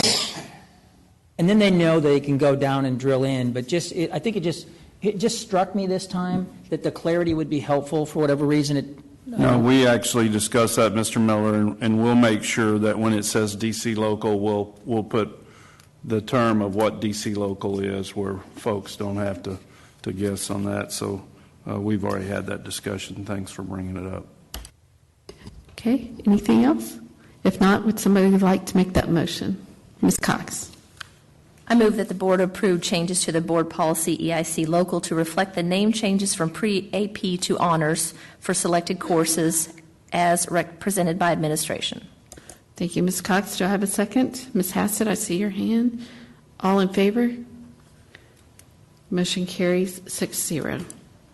Dr. Rogers, you're up next. Thank you, Ms. Sells. Board, once again, we would like to, ask for you to consider revisions to DC Local as we've discussed regarding the hiring authority as was brought forward by Ms. Smith and also by the audit firm. And so I think we've discussed it enough, but certainly answer whatever questions you might have or give those to Ms. Bay if not.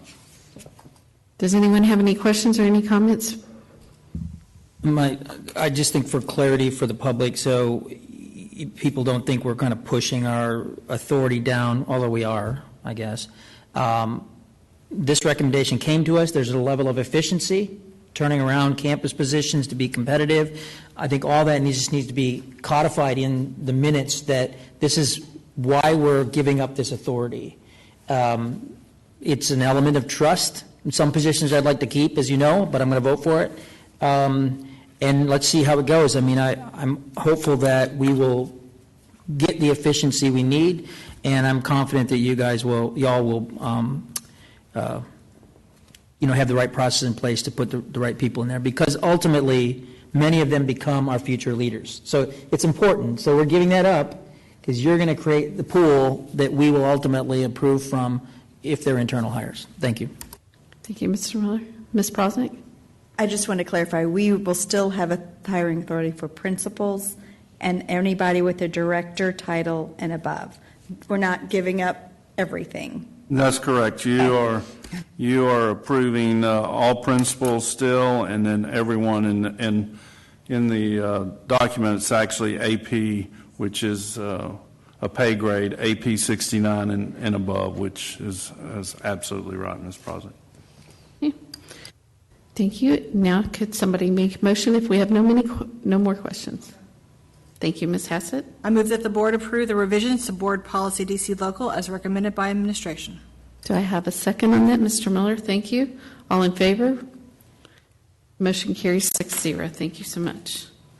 On to you, Dr. Rogers. Okay, as we discussed last week at our board work session regarding revisions to the current academic calendar, we had all types of discussion, but where we landed on was to switch February 15th, which was already a student holiday, to also a staff holiday, and to also implement a work day for staff on the first day of the fourth 9 weeks, which falls on March 8th. So those are the only two changes currently that we are asking for you to revise the academic calendar. And then remember, we plan to come back to you in February to discuss the rest of the school year. So, okay, thank you. Do anyone have any questions or comments? I just had a quick comment. And that is totally what we agreed on, and I'm completely for that. On the action item, it does list under administrative consideration. Now, granted, it is talking about options, but it does mention that January 6th thing that we talked about.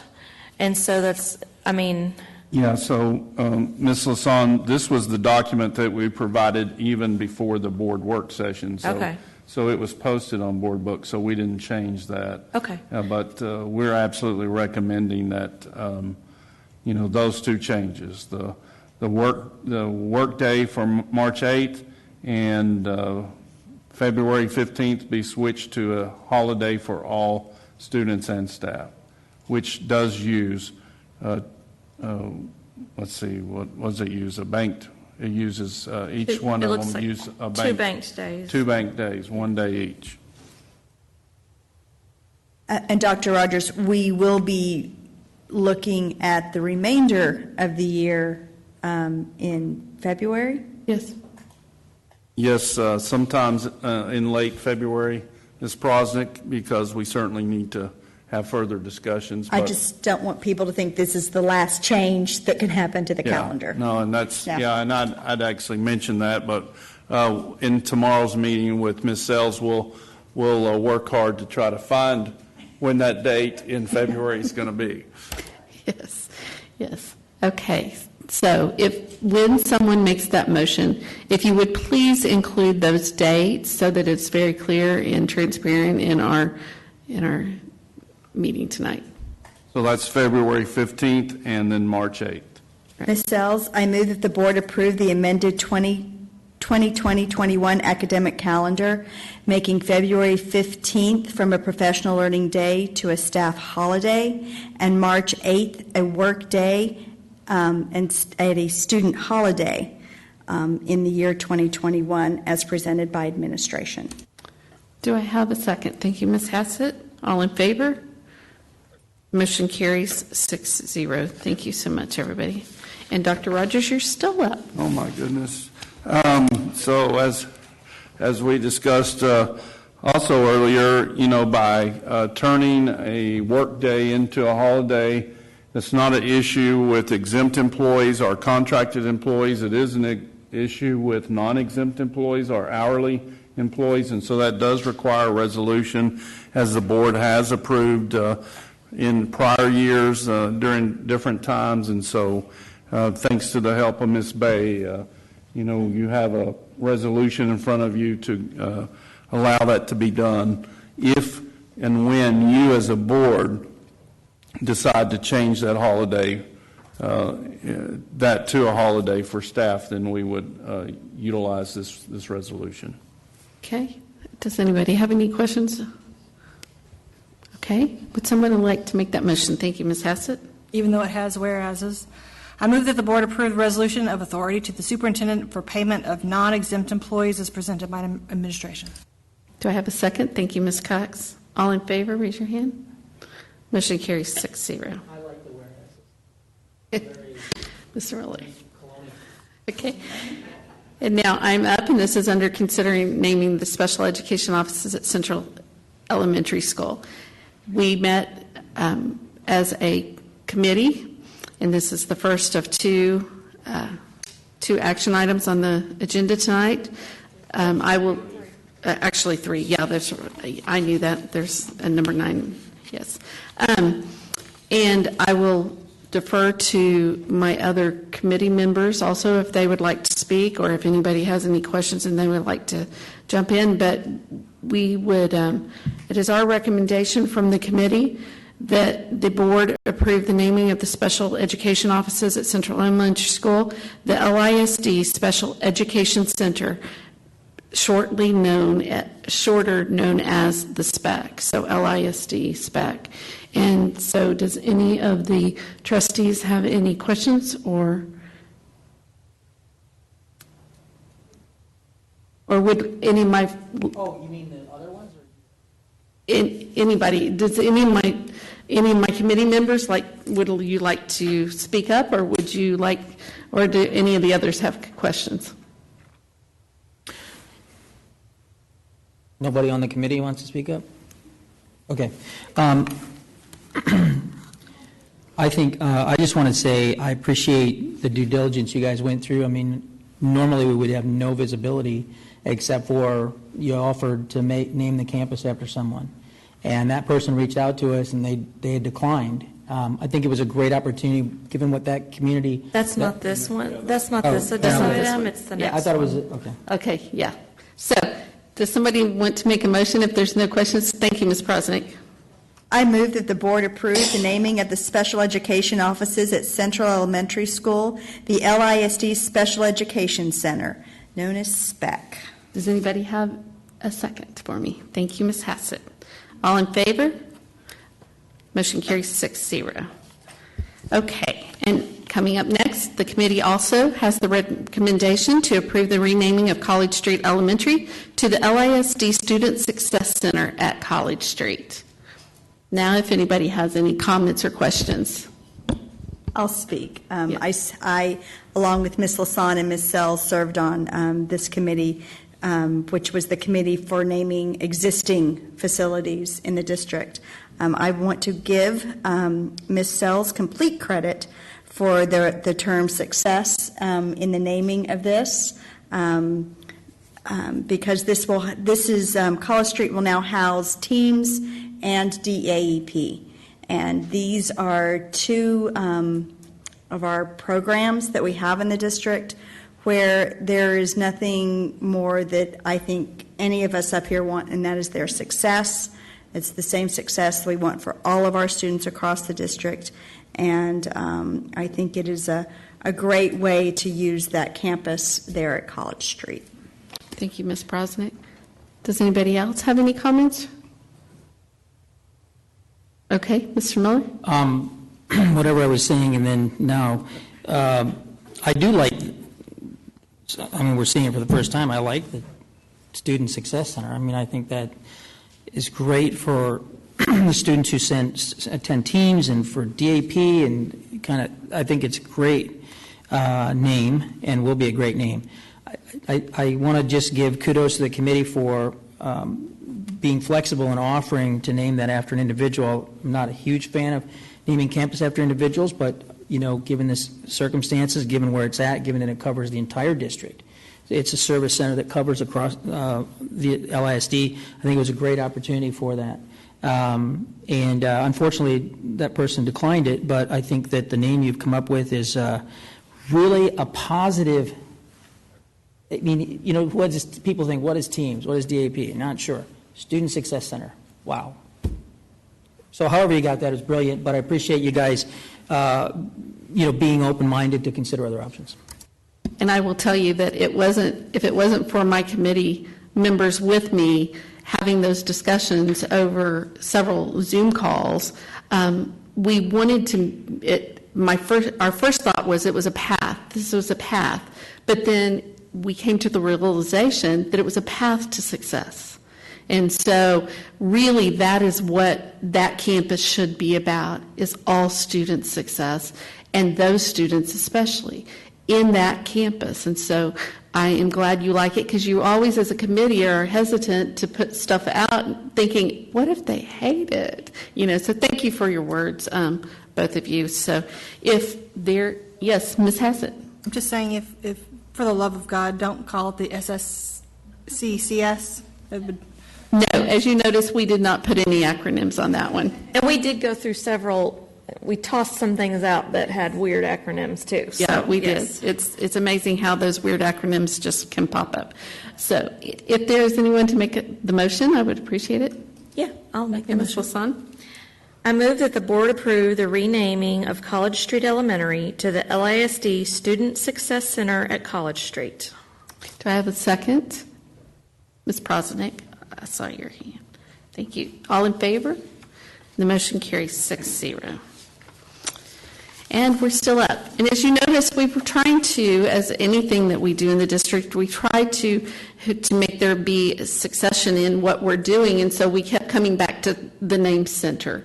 And it was already because there's a couple of things that was named center in the district, and we felt like that it was something that we could work off of. And so we are recommending that the board approve the renaming of the Dale Jackson Career Center to the LISD Facility Services Center. And so if anybody has any questions or concerns, and I think Dr. Rogers might have a few words. Ms. Sells, and I think the board's already aware of this, I attempted numerous times to get in touch with Mrs. Dale Jackson, the widow of Dale Jackson, who the Career Center was named after. I did finally, late last week, get in touch with her, had a great conversation, and she acknowledged that there wasn't any special consideration given for when the name Dale Jackson Career Center was given, no land donated or all that, which we didn't believe there was, but I wanted to verify. And so she totally understood the decision and was very gracious and asked for a few things which we promised that we would deliver to her, and appreciate Jason Hughes. And actually, we found all the original programs and schematics and things when Dale Jackson Career Center opened, and so we're going to give those things to her, because we know that will mean a lot to her family. So anyway, I wanted to let the folks know that. Thank you for your efforts in that, Dr. Rogers. Does anybody have any other questions? If I like this one too. I think it's simple, and did you were going to jump in? Okay. I love it because people will know the facility center, right? It's about facilities. Like if you go in there to pick your kid up from the learning center, it's not going to be there. It's the facility center. Makes sense. Yes. So I love it. Okay, thank you. All about clarity, Mr. Miller. That's right. Will somebody please make that motion for us then? I move that the board approve the renaming of the Dale Jackson Career Center to the LISD Facility Service Center. Do I have a second? Thank you, Ms. Hassett. All in favor? And that motion carries 6-0. Thank you all so much. If there's no further business, this meeting is adjourned, and the time is now 10:55 p.m.